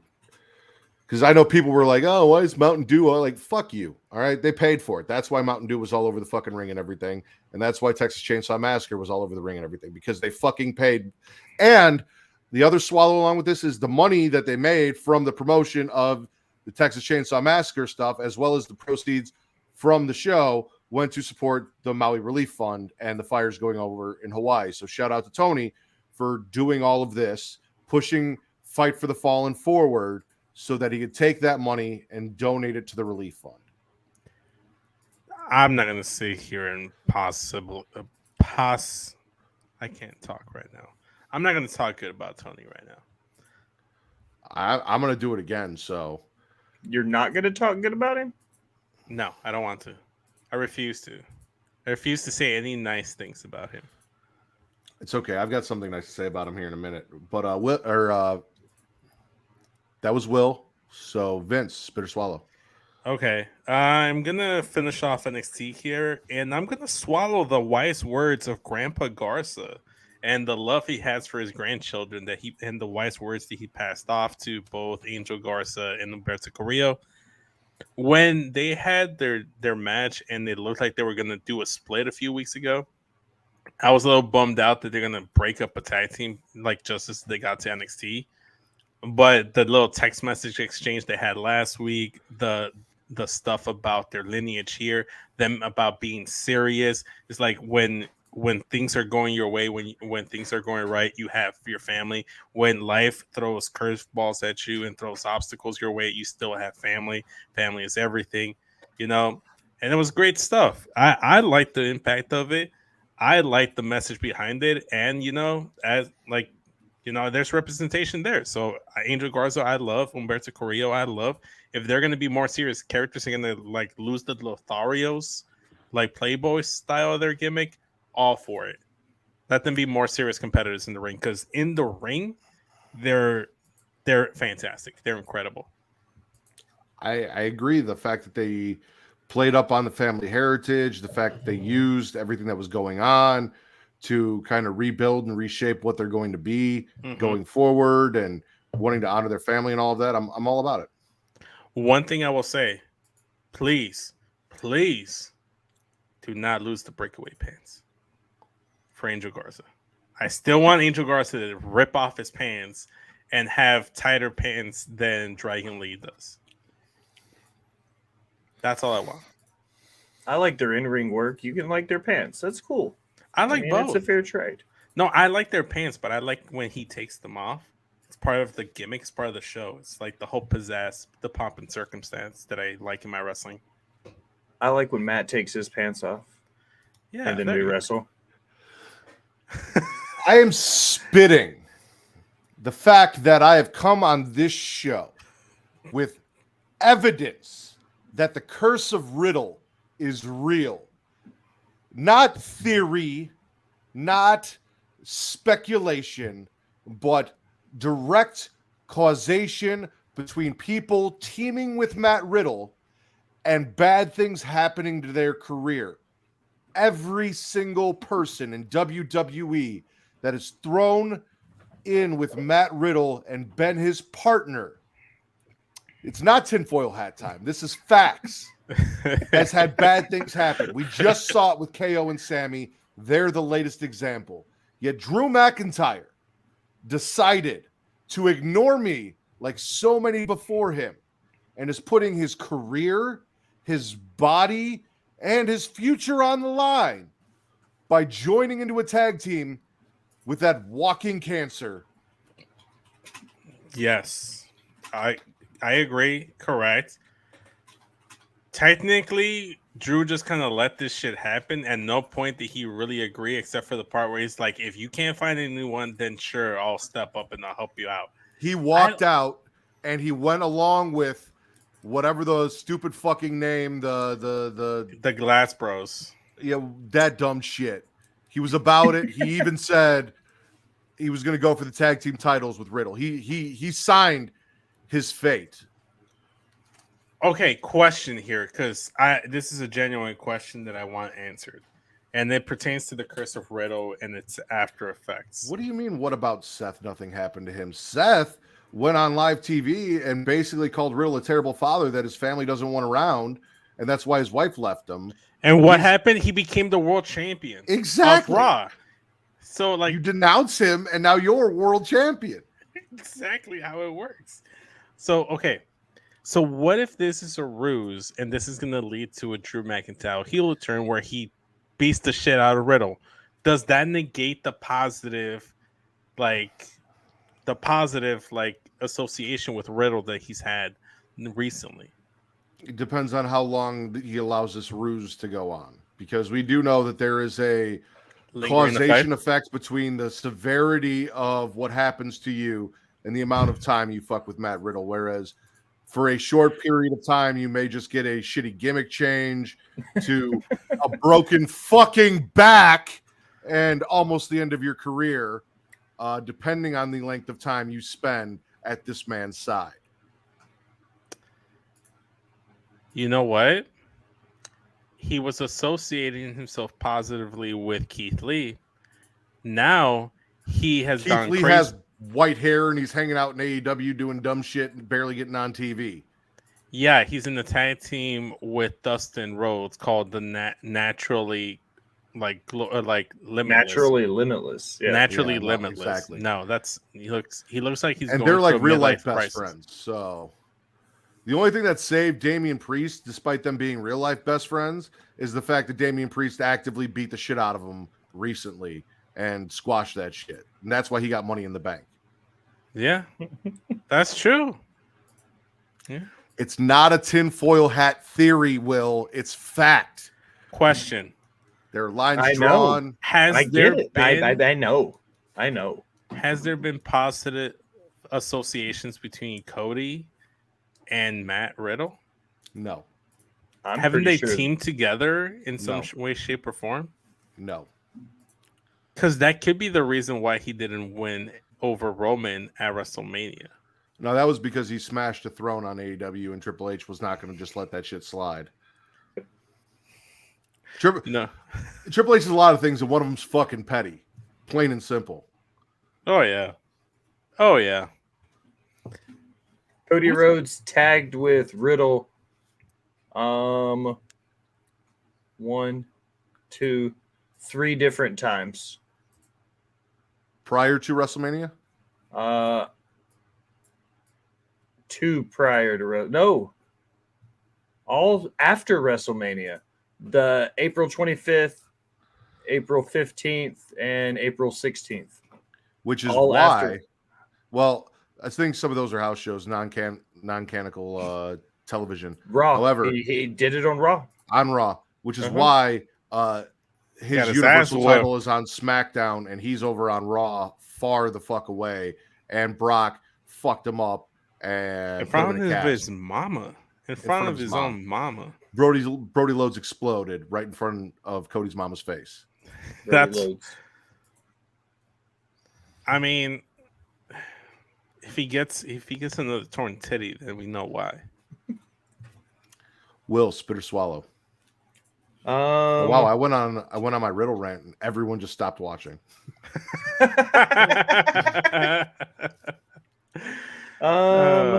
Allison's still here.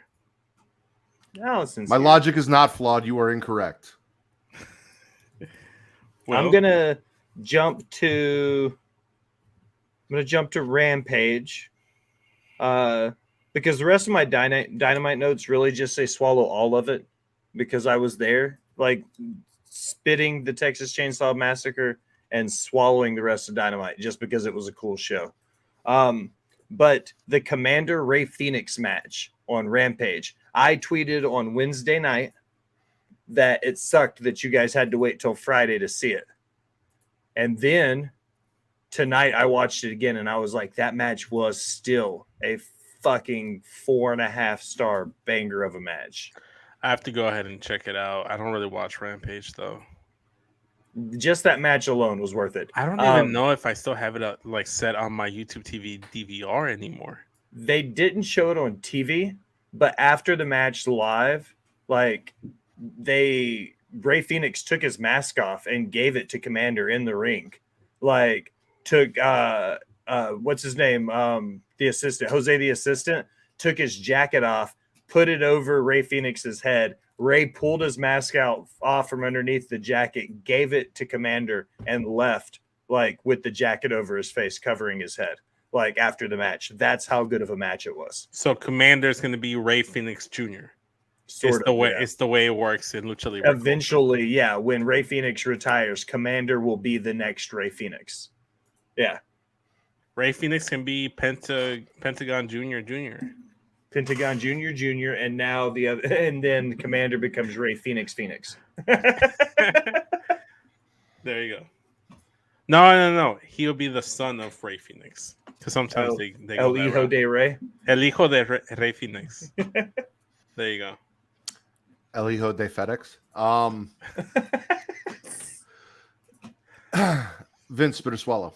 Let's see here. I also did not watch that match tonight, so I wanted to, but I didn't get a chance to.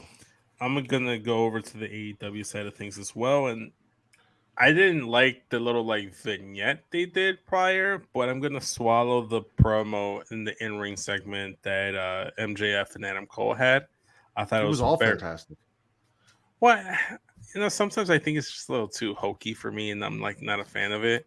You like Chase U. You can't call anything anyone does hokey when you're out here standing for Chase U every week. Let's be clear on that. I didn't like the whole kangaroo thing. I'm a big MJF mark, and I thought the kangaroo kick shit was a little hokey. I enjoyed it. It was funny. I just think if he tries to do it in a match, like he no longer can claim to be the most serious, technical, professional wrestler in their business. That's kind of where I'm at with it, because either give me like goofy bestie like MJF, or give me like the cynical, vindictive, vicious MJF. Yeah.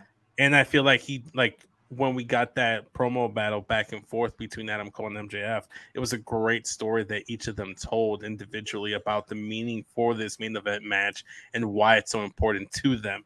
I thought it was great. It really made that main event match, that title match, feel like the most important match in wrestling leading up to All In. I thought it was great. It wasn't terrible. I'm not sitting here and saying that the segment, the vignettes with the kangaroo kick stuff was terrible. It wasn't.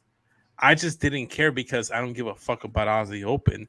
And it's like, I don't know, it was fine. It wasn't terrible. I'm not spitting it. I'm just going to gargle it and then just swallow it all together once we get to the in-ring action stuff. And then also, again, like the more teasing of Adam Cole being the one that turns on MJF, because that's what needs to happen. You guys said it last week. It needs to be Adam Cole that turns on MJF. I don't want to hear all these sob stories about why he's the way he is. I want to see proof visually as to why he is going to be this little piece of shit, like the rat bastard that everybody says he is, because he opens up his heart and gets stumped on and super kicked in Panama Sunrise. And it looks like that's where we're going. See, we prep for Aussie Open by going to Outback Steakhouse, studying YouTube videos of kangaroos, and going full on Crocodile Dundee, which I absolutely fucking enjoyed. That was hilarious. Kangaroo punches and double clotheslines. They even made Tony Khan entertaining by having Tony Khan chew out MJF for the double clothesline spot behind closed doors. And I never thought in 2023 or at any point I'd say seeing Tony Khan on my TV in any way, shape, or form, he would be entertaining. And Adam and Max made him entertaining. It was good. On top of all of that, Roddy's still chasing. Positive. I know you do. Roddy's still chasing after Adam like a jealous ex. He kicks the car and hurts his foot. Vince talked about all of their stuff and their promos and Max name dropping Cody Rhodes. Max reminds Adam that the Triple B is still the most important thing to him, even more so than his new best friend. Aussie Open jump Max and Adam like rabid kangaroos and get taken out and run before they get double clotheslined. And after all of that, Adam gets down and is lining up his shot behind Max's back. And even when they hug, if you look at Adam Cole is hugging Max while looking at the belt that's on the floor.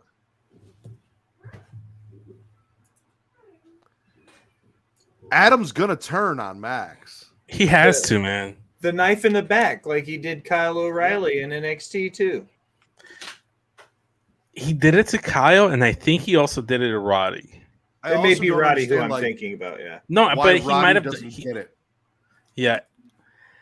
I don't know. I think it's great. I like it. I've long have said that I enjoy the storytelling aspect of pro wrestling, and everything else is just the chocolate, like fudge and cherries and sprinkles on top of it. Like anyone can put on a great match. If I'm going live to a wrestling show, I want to see great wrestling in ring. When I'm watching on television, I want to see a story told. I want to see a story fully developed week to week. The best thing going right now for AEW is the Better Than You Baby tag team mega power story that's gonna implode, and I'm here for it. And It's the best thing on Dynamite. Yes, especially if it goes the way that I'm hoping that we all hope goes when it's Adam Cole that turns on MJF, because it'd be more interesting that way. Because if MJF is the one that turns on Cole, it's going to feel like the same story he's told in the past with Sammy Guevara, Cody Rhodes, Chris Jericho, et cetera, et cetera. Yeah. Because much like O'Shea Jackson Jr., I believe that Collision is the best AEW produced TV show and the most overall entertaining, and feels like a fucking wrestling show. And I'd say that CM Punk has a lot to do with that. Shout out to Phil. Shout out to Phil. I'm swallowing the last thing that I have for WWE still. Gunther and Chad, which I was surprised Vince didn't have on his list. Gunther coming out, running his mouth, Alpha Academy interrupting, Chad dropping the challenge to Vinci, beating Vinci, Kaiser running his mouth about Otis, which, as a thick white man, Maxine's dedication to Otis, despite Kaiser trying to get in her pants, I respect that. I love that. I love that interaction right there. Like she is about Otis, and I love a woman about Otis. Gable gets the win.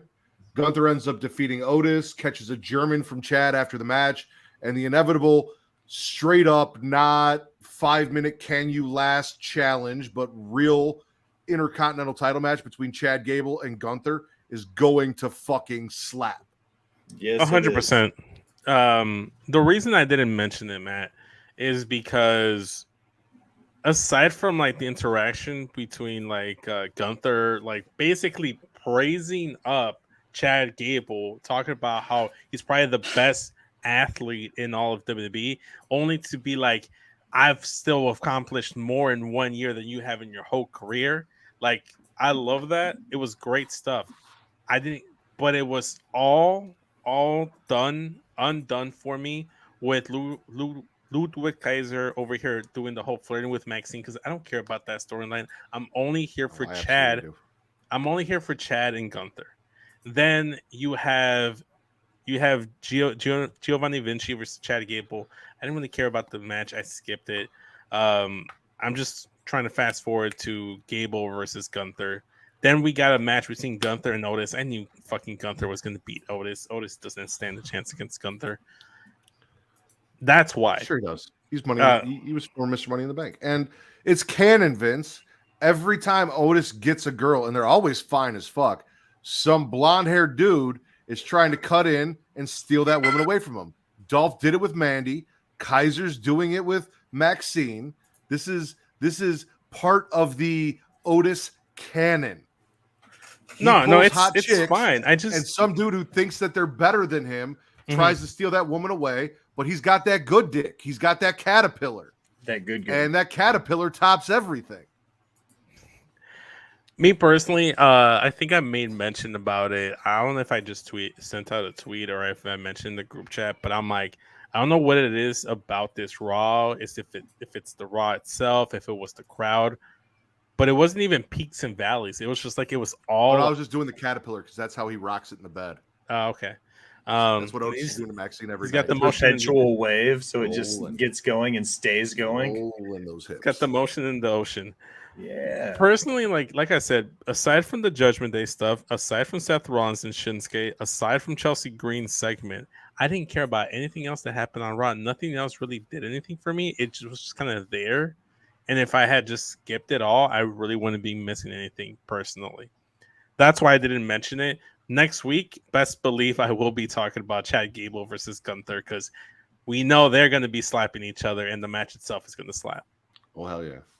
That German on Gunther is fucking impressive for a 5'7" little white boy who probably couldn't see out of the second row if he was in the crowd. Yeah. Will, spit or swallow?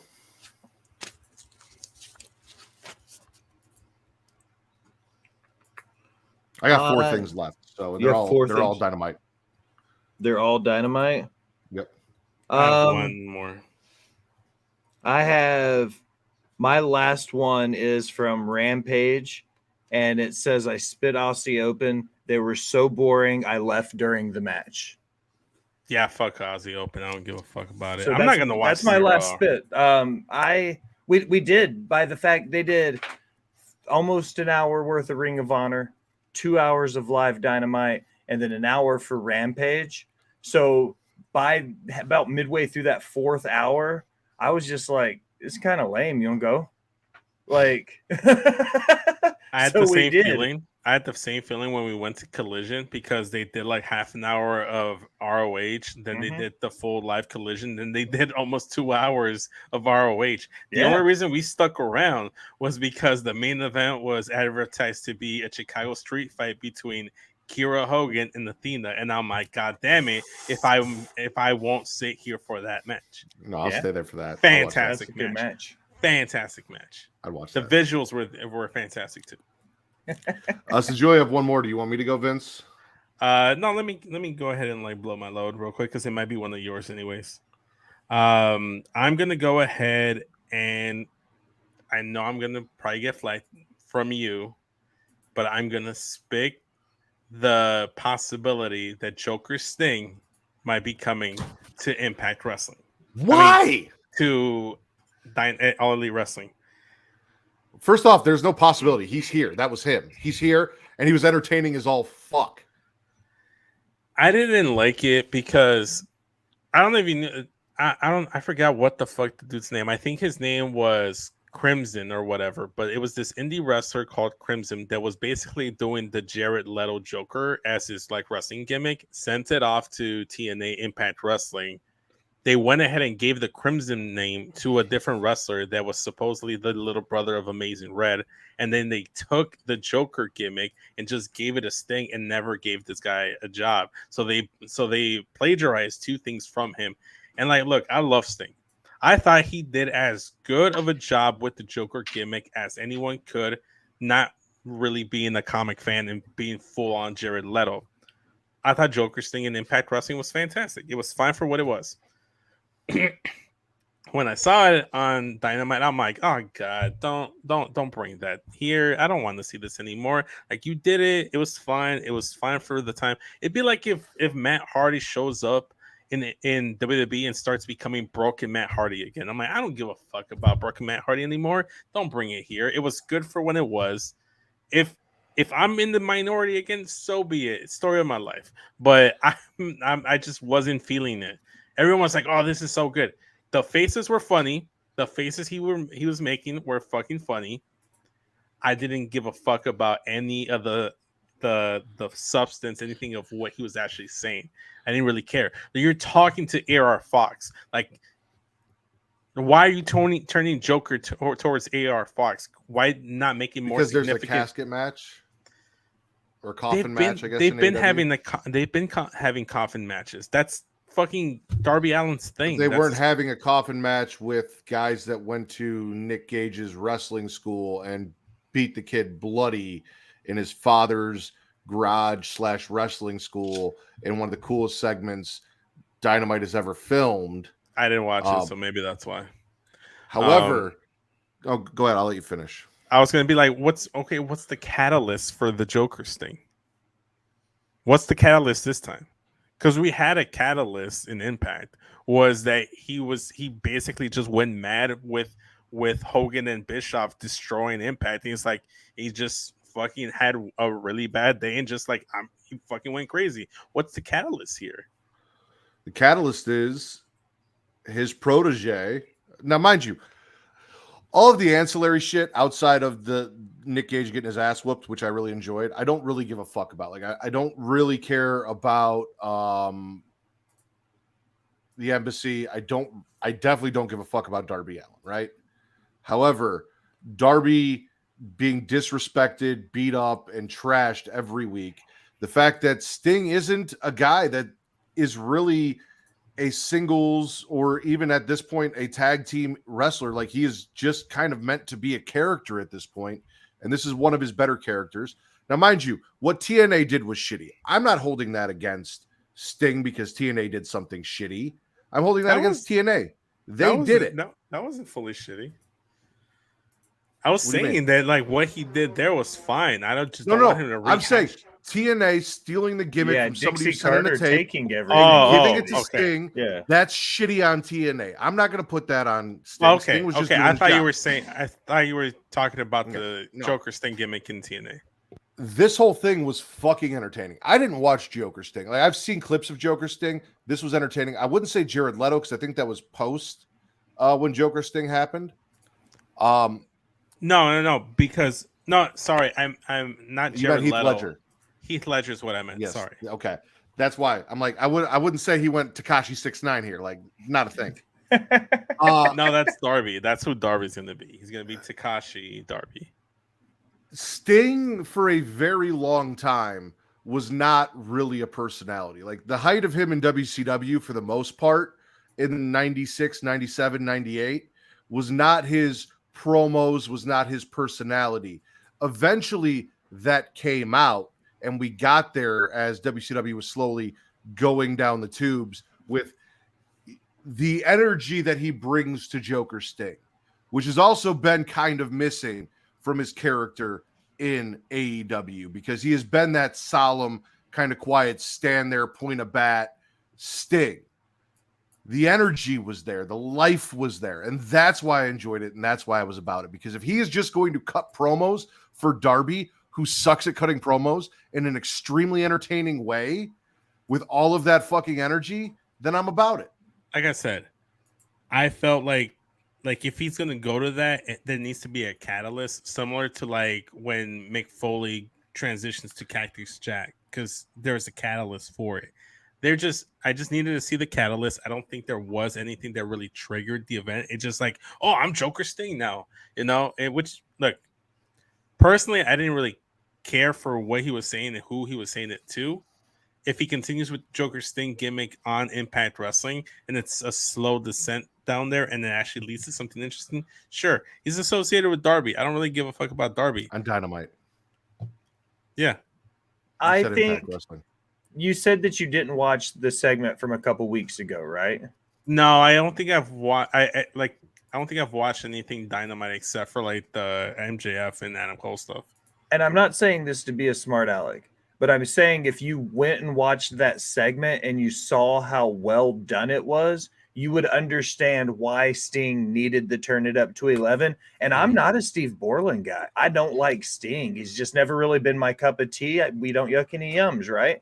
But this was cool. And seeing his reaction to what happened to his people, like, I get why he turned it up to 11. And I think if you went back and watched the segment, it would make sense why he had to do this. So was the segment last week or 2 weeks ago?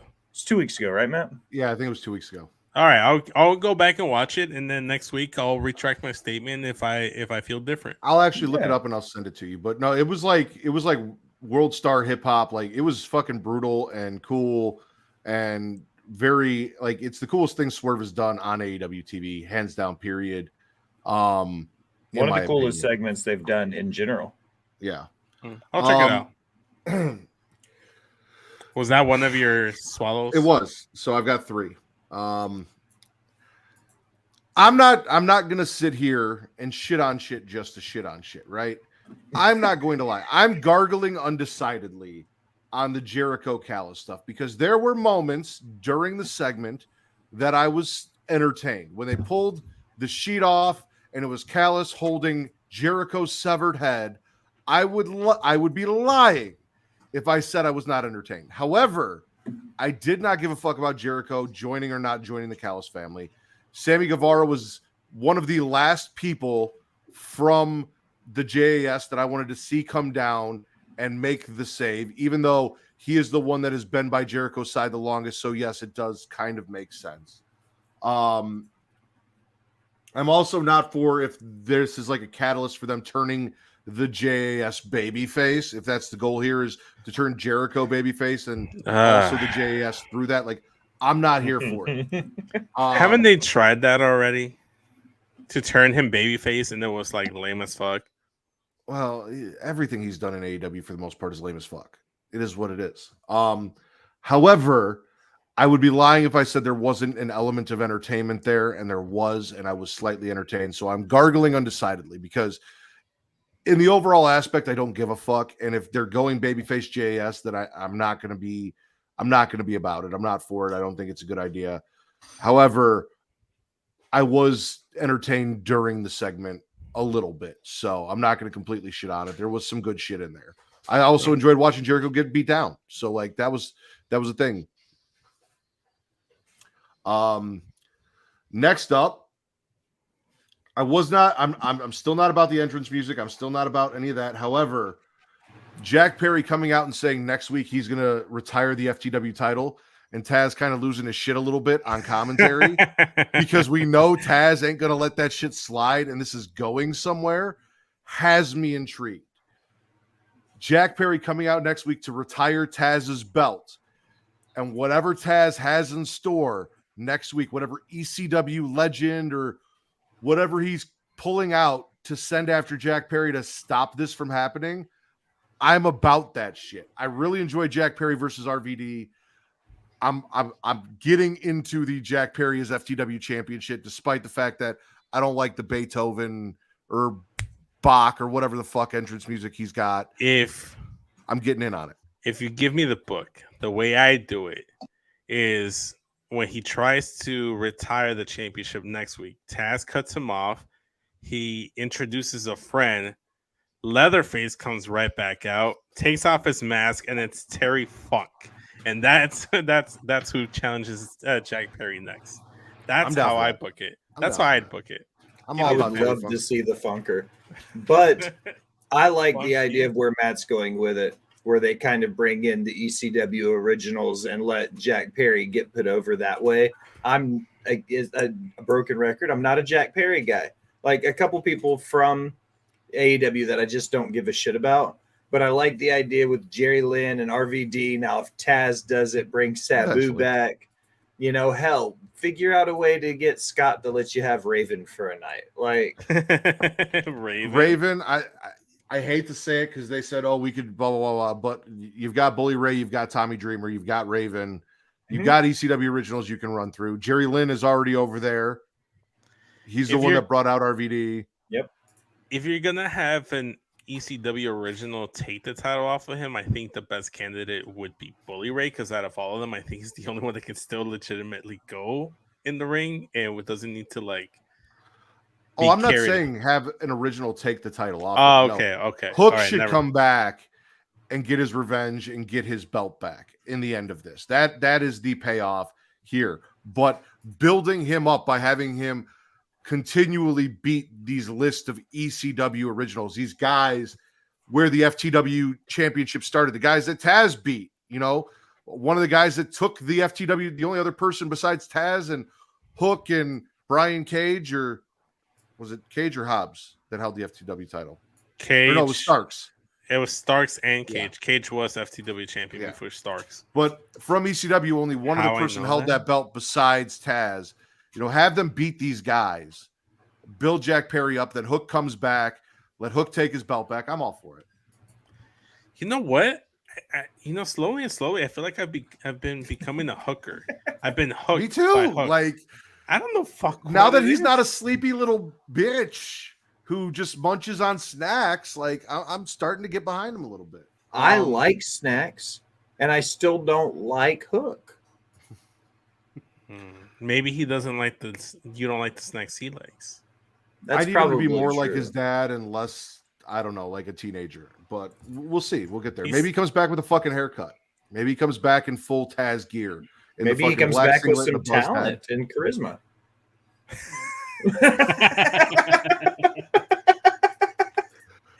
My last swallow is House of Black coming out, wrecking the Acclaimed and stealing Billy Gunn's retired boots from them.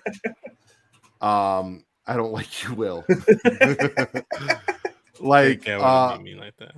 They did it with Andrade where they took his mask. Now they're going to do this thing with the Acclaimed because I don't know who their third's going to be for the trios or where this is going to go, but stealing, daddy ass's boots after he retired, something that they were holding on to as like a personal possession, taking that from them.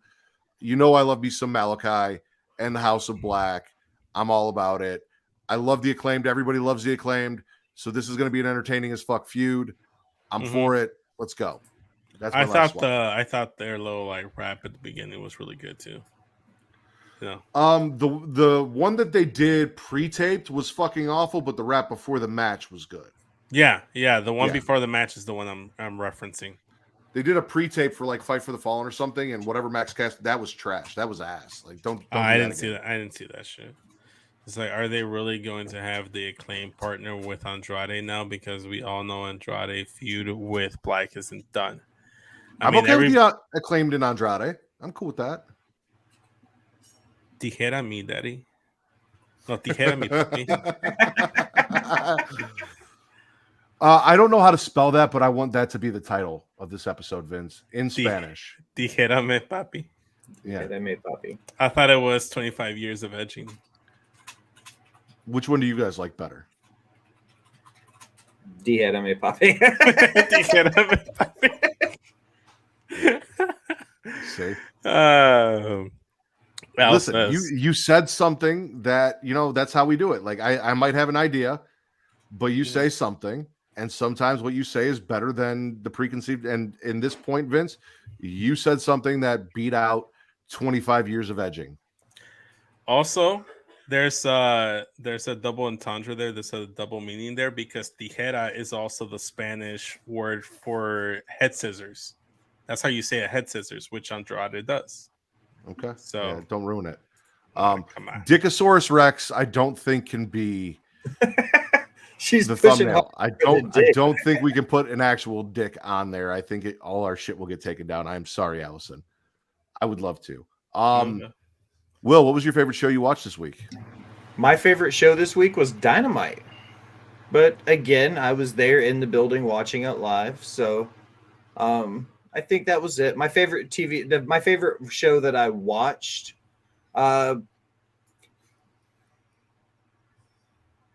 probably SmackDown, but it was kind of a slow week.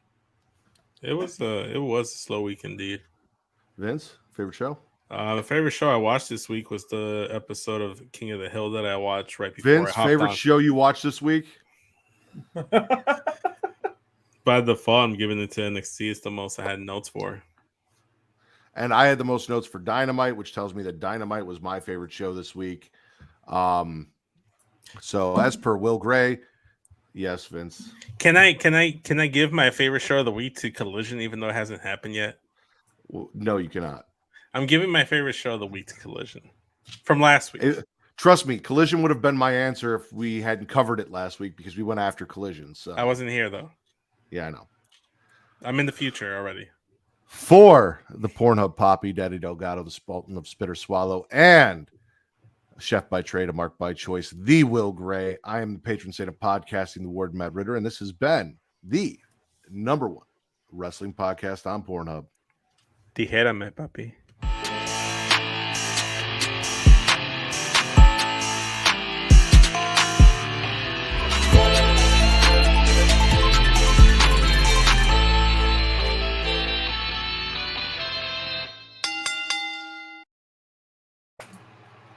You okay? Who? You. Yeah, why? That just felt very abrupt. I guess we were at the end. We hit 2 hours. Oh, okay. Yeah. Also, not quite 2 hours because we had like 8 minutes or whatever, but like we're cutting it close because I told you that like by 1 a.m. I have to like hop off, and now really more so now than ever because I have to be up in like 4 hours to go to work. Yeah. So yeah. So I'm gonna sign off. I'll start working on the thumbnail once I get to work in the morning. So I'll be there all morning. If you come up with like something that you want, you use that picture I sent you today. The one I said you might want to save with Bianca. Oh, I thought you guys wanted Joker's thing because you tagged me on. Oh yeah, we could absolutely do Joker's thing as well. Like whatever works. All right. We'll figure it out. If you find something else, let me know. But I'll try to do Tijera me, papi. Yeah. And if you can't make that work, just do 25 years of edging. All right. Sounds good. All right. Good night, guys. Night. Bye. Or Jello. Jello? You have not watched Twisted Metal yet, have you? No, not yet. Yeah, see. I'm going to start doing this because there's a whole bit in Twisted Metal, the TV show, where like the whole thing is like it takes place after kind of like if Y2K or a similar event happened and the world like shut down in the early 2000s. So like no music was made after that. So all the music is from like the 90s to the early 2000s, blah, blah, blah, blah. And this guy has essentially grown up from a child to an adult in this post-apocalyptic world. And he gets invited inside a city for the first time. And all of like everything that we consider normal is foreign to him.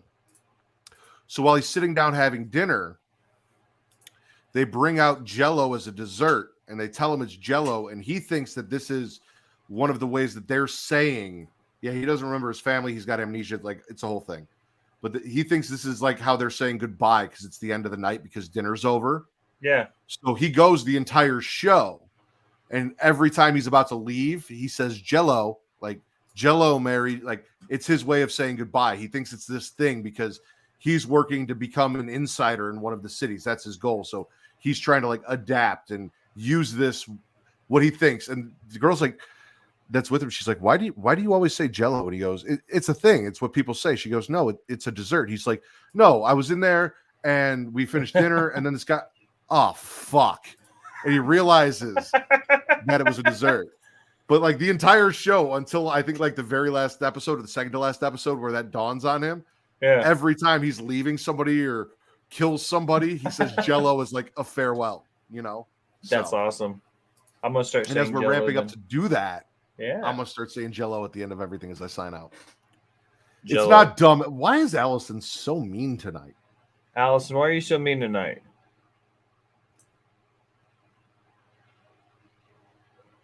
She didn't even answer me. That's how angry she is.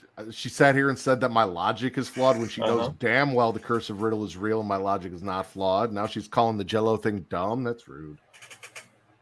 Yeah, his car is basically the replacement for his family. It's dude, I've watched it twice. I binge watched the entire show in one day because it was so good. And then I watched the first episode with my wife, and then I watched the series a second time. You are allowed to speak. Why would you not be allowed to speak?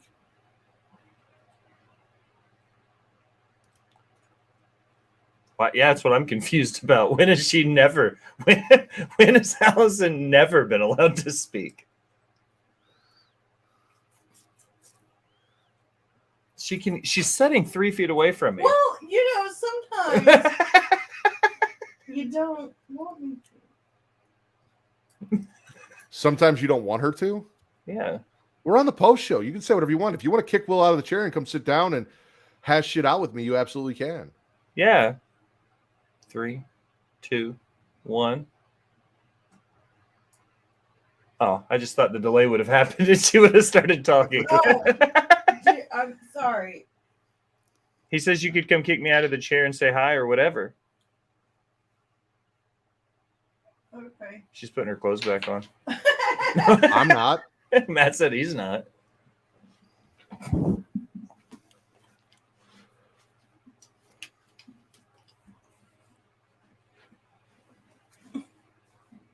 Whoa. Hello. My logic is not flawed. The cursive. Whoa. I don't know why you're being mean to me tonight. Whatever. Will didn't show you his awesome new necklace. Ratings boost. Will did not show me his awesome new necklace. Is it a pearl necklace? No. I got him there's a lighter on my nightstand. Oh, yeah. We talked about this last night. That necklace for the suit. Yeah. No, that's a lie. It's in the car.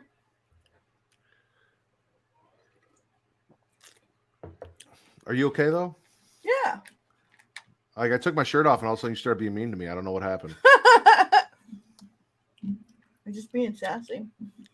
I don't see know. that. I'm editing photos. Ooh, so how was the show? It was good. Your Yeah. show's always good. I appreciate that. Thank you. Your friend is Taekwon? yeah. Yeah, Taekwon's special. I wouldn't say he's my friend. I don't know him personally. He just showed up in the chat one day and stuck around. Oh, okay. For creation conversation, and then migrated over here as well. Gotcha. And also, I think getting offed. And he showed up on Katie's show this week too in the chat. And somewhere else. Where the fuck? Where else was I? Was somewhere. He was in that chat too. Inappropriate? I think he's stalking me, honestly. A bit inappropriate. He asked if he could suck on my titties. And on Creation World, he told me to spit in his mouth and call him a whore. That's a little bit beyond inappropriate. But there's a block button. We're also on Pornhub, so you know. Yeah, but unwanted sexual attention is still harassment. Who said it's unwanted? Fair. I mean, you're on. I'll take whatever sexual attention I can get. That's not going to get my wife to divorce me. Generally, if it's from a man, I'm okay. So that's why I flirt with guys all the time. Meh. Yeah. I don't know. I just like him baiting y'all to try to say things that will get you canceled. I don't think is really. That part I understand, and that was him and Will. I cannot be baited to say those things. So. Well, I know, but you know what I mean. Like, yeah. It is what it is. He's funny though. Yes, he is. Oh. Unpopular opinion. I like the third Back to the Future the best. What?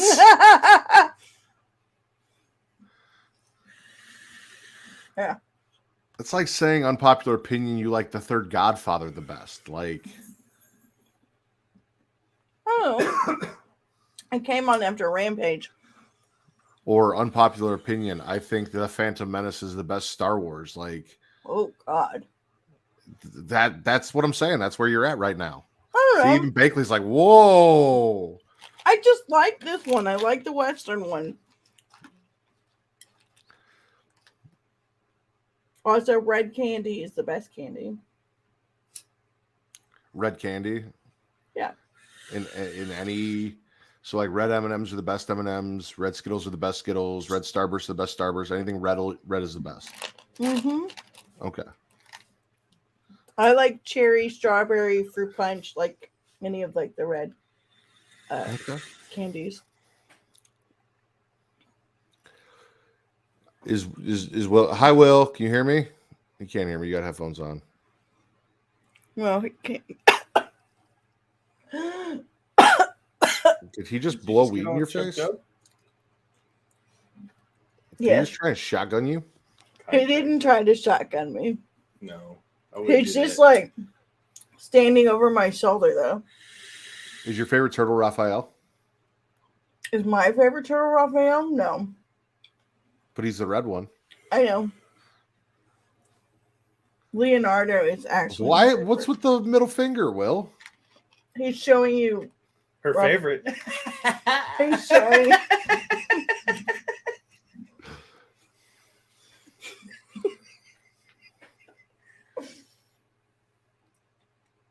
That's Leonardo. Leonardo, but yes.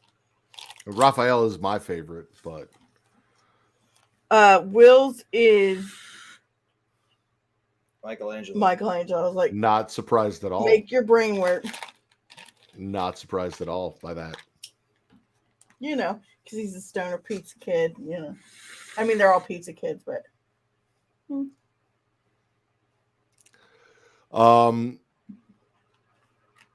We were talking red candy, and then he asked about turtles. What were we talking before? Oh, yeah, Will.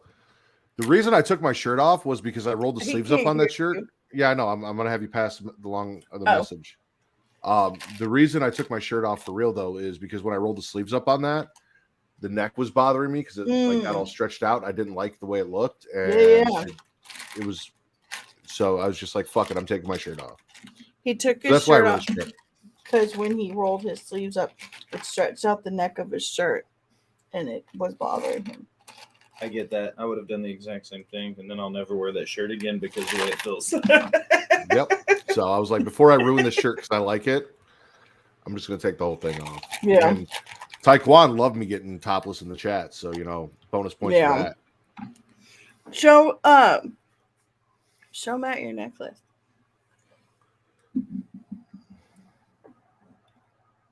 Oh. I see Will's reflection in the pictures. Will is cheating on you. Not you, on Taekwon. On Taekwon. With me? I mean, Will's kind of a whore. I think he's talking about me.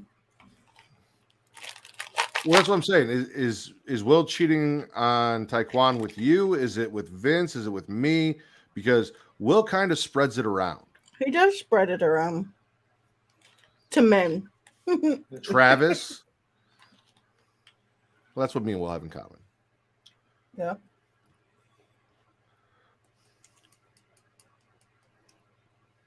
His chair's so low, like you can't. Do I need to get tested? I would recommend you get tested, Taekwon, regardless of your interactions with Will, just in general. From the shit you've said, I'm pretty sure you just might want to get tested just in case. We need to. I don't know what kind of diseases Pokemon carry, but I'm sure they're not healthy. We need to watch this. Screwdriver. We have permission to stream it. Okay. It's a Z-list horror film made by the wrestlers from our Mud Show. The wrestlers from your Outlaw Mud Show? Mm-hmm. Okay. I will come on as the Rack and watch a Z-list horror movie starring indie wrestlers. No, we gotta watch this on your show. On my show. Mm-hmm. I mean, I'm sure we could do a Getting Off watch along special. Like I said, I'll run that by Travis. Yeah. We have the permission from them, so. Yeah, well, that's why I thought get in writing for like the hub and stuff, we can. Yeah. Well, that's what I was going to say. That's why I thought we should do it on your show, is because you guys have the permission. So if we're streaming on your channel. Yeah, I guess we could just do it on our show. Yeah.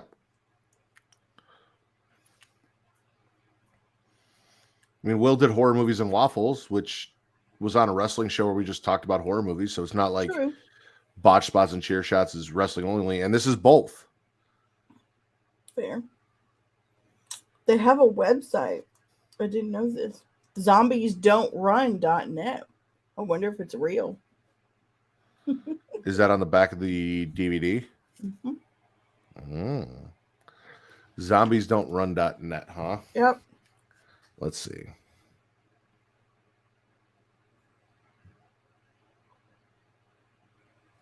It is real. However, if you type in zombies don't, is it zombie like ZOMBIESDONTRUN.net? Mm-hmm. Okay. So it takes you to, I'm just going to pull this up because I don't even know how to describe this. It's not a English website. Weird.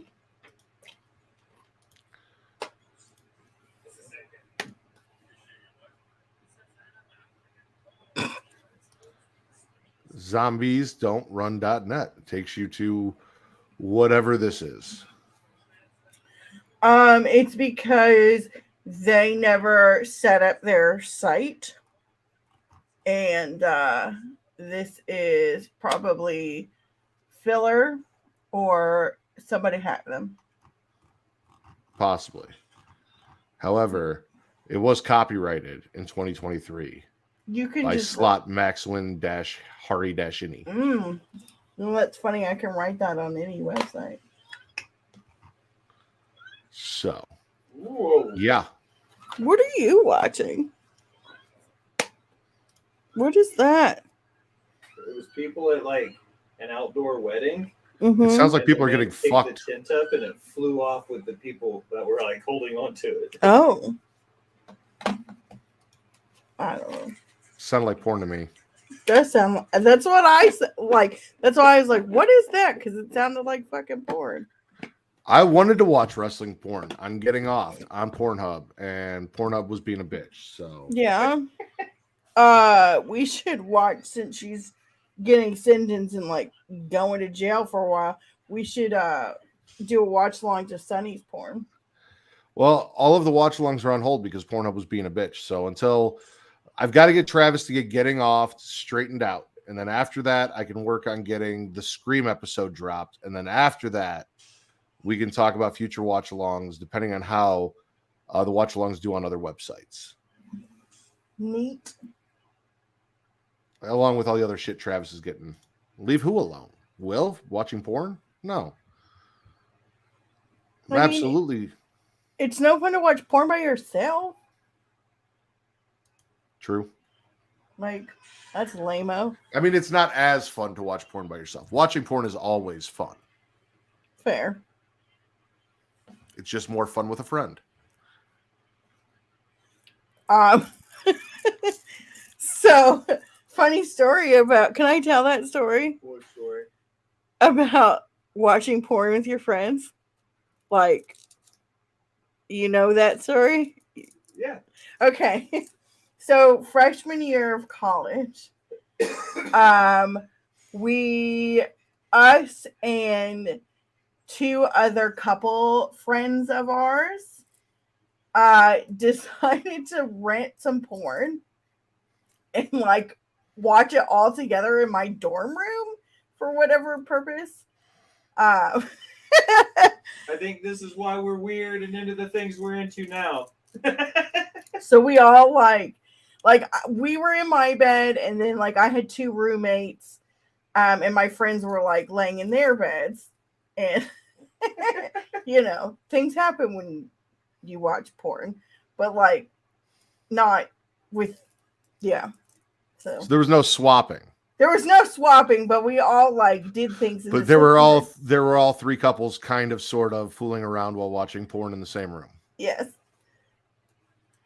Like, did you full on fool around, or were you just like giving Will a handy under the blanket? What? It was more than a handy, but we didn't like full on. So I have carpal tunnel. I don't give handies. You didn't back in college. Yes, I did. Really?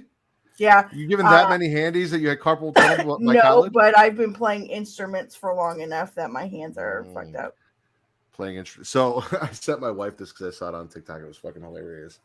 It was this couple and two girls, and one's like in the car. She's eating a hamburger, and she looks at the girl filming on TikTok. She gets in the car and she goes, "Hey, are you a guitar?" And she goes, "Why?" She goes, "Because I want to wrap my fingers around your neck and play you all night long."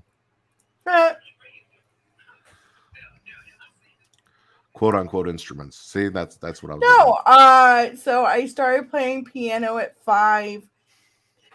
And then in 4th grade, I started playing trumpet, and then I switched to French horn. And then, so I've been playing instrument. I played an instrument from the age of 5 through like 23. So I played clarinet for like 2 years. Oh my God, you played the clarinet. That's amazing. The reason why. Because of a girl. No, it was not. Travis was in band. I wanted to join band. I wanted to play the saxophone. My great grandfather had a clarinet, and growing up, we didn't have like a shit ton of money, and most of it went to the private school that I was going to.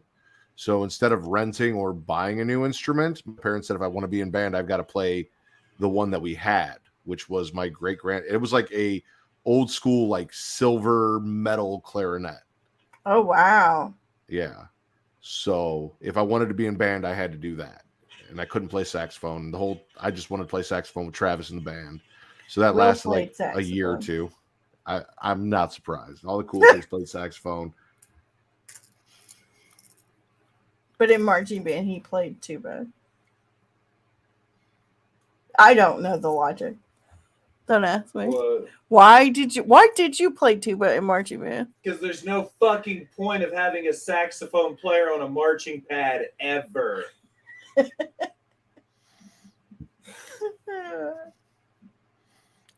I'm pretty sure Travis played saxophone in a He marching band. did. I'm sure he did. Because every marching band has fucking saxophones. Will's just Will. Sounds about right. Marched saxophone not even one full season. Yeah. I switched to trombone my freshman year of high school for marching band, and then moved to tuba my sophomore year and marched tuba the rest of the So time. would you play your sister's trombone? No, I got one from the school. That sounds dirty. I just wanted to learn how to play. Was it a rusty trombone? Was it a rusty trombone? It was. Put a little bit of lube and it works just fine. Will, you never go ass to mouth. Matt says you never go ass to mouth. No. You don't go ass to mouth. You are not getting this reference, are you? No, I am. Okay. That's terrible. Never go ass to mouth. See, Will was supposed to say sometimes in the heat of the moment, it's permissible to go ass to mouth. Sometimes in the heat of the moment. Lord. I just watched Clerks 2 the other day. Yeah. Yeah, I really like that movie. I haven't seen Clerks 2, but I have seen the first. Oh, it's fantastic. Is it? Oh, it's great.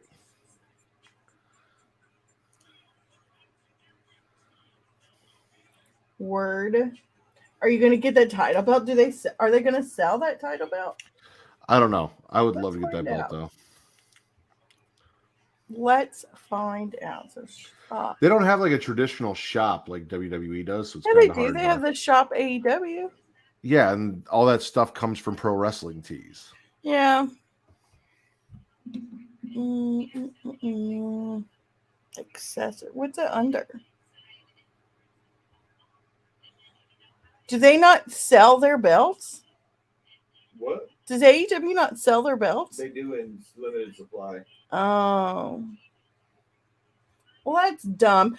You know what else is dumb? Their shirts are $10 more if you buy it at the show than they are on their fucking merch store.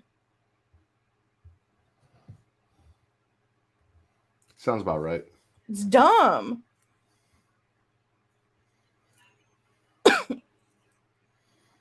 Mally Cox? What?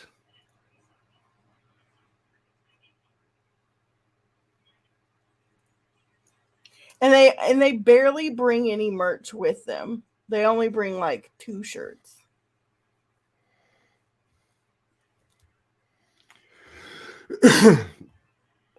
What did you just?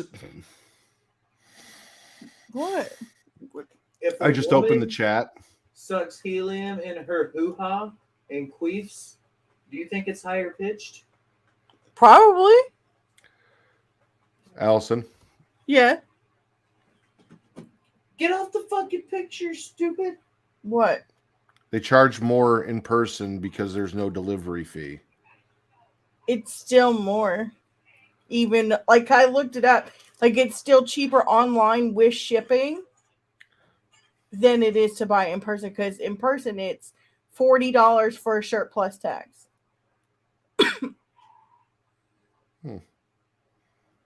Their shipping is only like $6. But if you order so much, there's no shipping. The reason I was like, what the fuck, is I opened up the Core 4 chat and saw your slaw. Isn't that funny? Mm-hmm.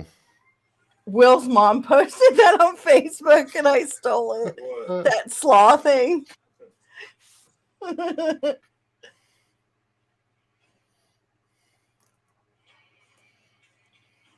This merch store is kind of garbage.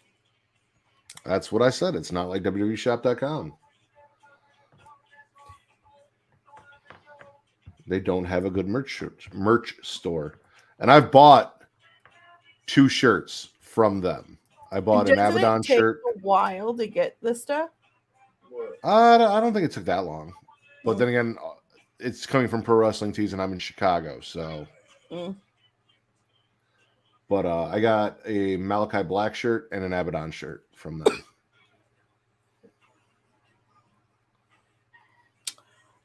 One cool thing at Dynamite was so I knew before he came out in the first match that Mox was going to come out because Renee and Baby Mox came out from the back and were standing like outside of the ring, like back, like so like on one side of the ring they only have like 2 rows of chairs. And then there's like production crap. She was standing like back there with baby Mox. Okay. So I was like, yeah, Mox is coming out. It was cute though. Did you see that she posted something about how she packed for the show and she only packed 1 cowboy boot? Wow. Good, because we make fun of the people that wear cowboy boots here. Yeah, but the other thing about that Texas Chainsaw Massacre thing, like I get it, the show was booked, the money went, all that, but like having a Texas Chainsaw Massacre death match not in Texas, stupid. And like it'd be like having a Chicago street fight in fucking Jersey. I mean, they didn't throw. There's no way they just threw that match together in the few days since that fire. I mean, maybe they could have. So like. That match was already pre-planned. They just I don't know if it was pre-planned for Fight for the Fallen though. You know what I'm saying? They may have had the idea and the sponsorship, and then they decided to put it on Fight for the Fallen so that they could use the money for that. Maybe not, but whatever the case, doing a Texas Chainsaw Massacre death match in anywhere but Texas seems dumb. Yeah. Are you gonna get that game or whatever? I haven't decided yet. So I got the Friday 13th game when it came out. I did not. I played it, but it's something that you need to have friends to play with. Really, like you can play against friends. not that are going to play that like that. You know what I'm saying? Like you can play with random online people, but it's not as fun. Like after I kind of played with all the characters and gone through all the shit, there wasn't really a story mode to that one. I kind of lost interest and I didn't play much of it. And the really cool Jason skin that I wanted, I hadn't pre-ordered it, so I didn't get that. And then there was no way to buy it afterwards, and I was kind of pissed about that. But I unlocked a bunch of the shit that I wanted to unlock and all that. And then after that, I was just kind of like, all right. Because I didn't really have anyone to play with. Because it's one of those games where, like, I have to look more into this game before I buy it. But essentially, the Friday 13th game, and Evil Dead was the same way. And it's also the reason why I didn't get the Evil Dead game is because I knew I wasn't going to have anyone to play it with me like I did in Friday 13th. But essentially, if you can get like a group of 5 friends together to sit down, 4 of you play as camp counselors and 1 of you plays as Jason, and it's randomly picked. So if you're in a party playing online, you and your 4 friends are like trying to stop your one randomly picked friend from killing you all off and working together to do shit. And if you have friends to play with it's absolutely fun. Playing with strangers that you don't know in that kind of setting, not as fun. You know? Yeah. Is it cross-platform? I think it was. I would have played that. So, it was a cool concept, but... It's kind of like Among Us. Yeah. But Jason.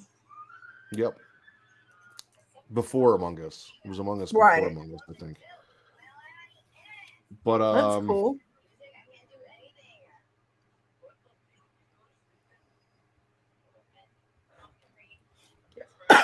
That match was super stupid in person. Like the biggest thing was is that they didn't have the sound on because you would have heard it on, you know what I mean? Like, yeah. So we couldn't hear anything, and we could barely see it. Stupid. Ooh, we got followed by Juicy Backroom. Thank you, Juicy Backroom.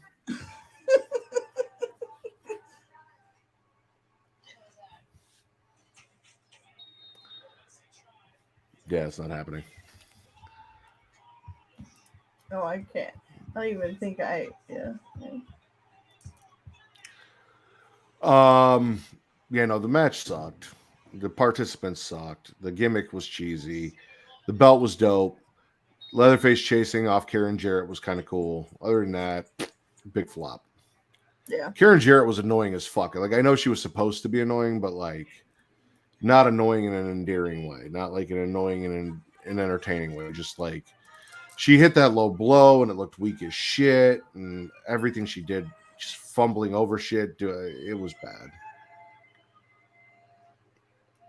Yeah. The most entertaining thing was her getting the bucket of blood poured on her. Yeah. And he roped in Matt Hardy, and they had fucking Satnam Singh in fucking overalls, and I'm like, what the fuck is this? Yeah. Like, I was excited to actually see a Jeff Hardy match, and then I saw what it was. I was like, wow, this... Oh, you should never be excited to see a Jeff Hardy match in 2023. You've missed the window of where you're going to go see a match and it's going to be good. I really just wanted to see Gothic Baby. Gothic Baby? So Matt and Rebby, do you not see this on TikTok? So No. Matt and his wife, their 2-year-old. Is she 2 or is she 1? She's 2. I think she's 2. She's like blown up on TikTok. They have 3 boys and 1 little girl that they right. They endearingly call her like Gothic Baby because their whole house is like a spooky like Gothic aesthetic, and so her nursery is that way. So like Rebby started doing for funny like the day in the life of a Gothic baby because like she prefers to wear black. Like it's really cute, and so like I've not seen any of that. Yeah. It's basically all of Rebby's TikTok. But like when they've started going to shows now for Matt, they do autographs with the baby too because she's that popular on TikTok. Like people will see them out in public and recognize the baby before they recognize Matt Hardy. Interesting. Well, I mean, most people that don't watch wrestling but are on TikTok. Yeah, I get that. I'm gonna end the live broadcast. So okay. I love you guys. Love you. Thank you. Bye, Matt. If anyone's still watching, well, he doesn't know what's going on. Yeah.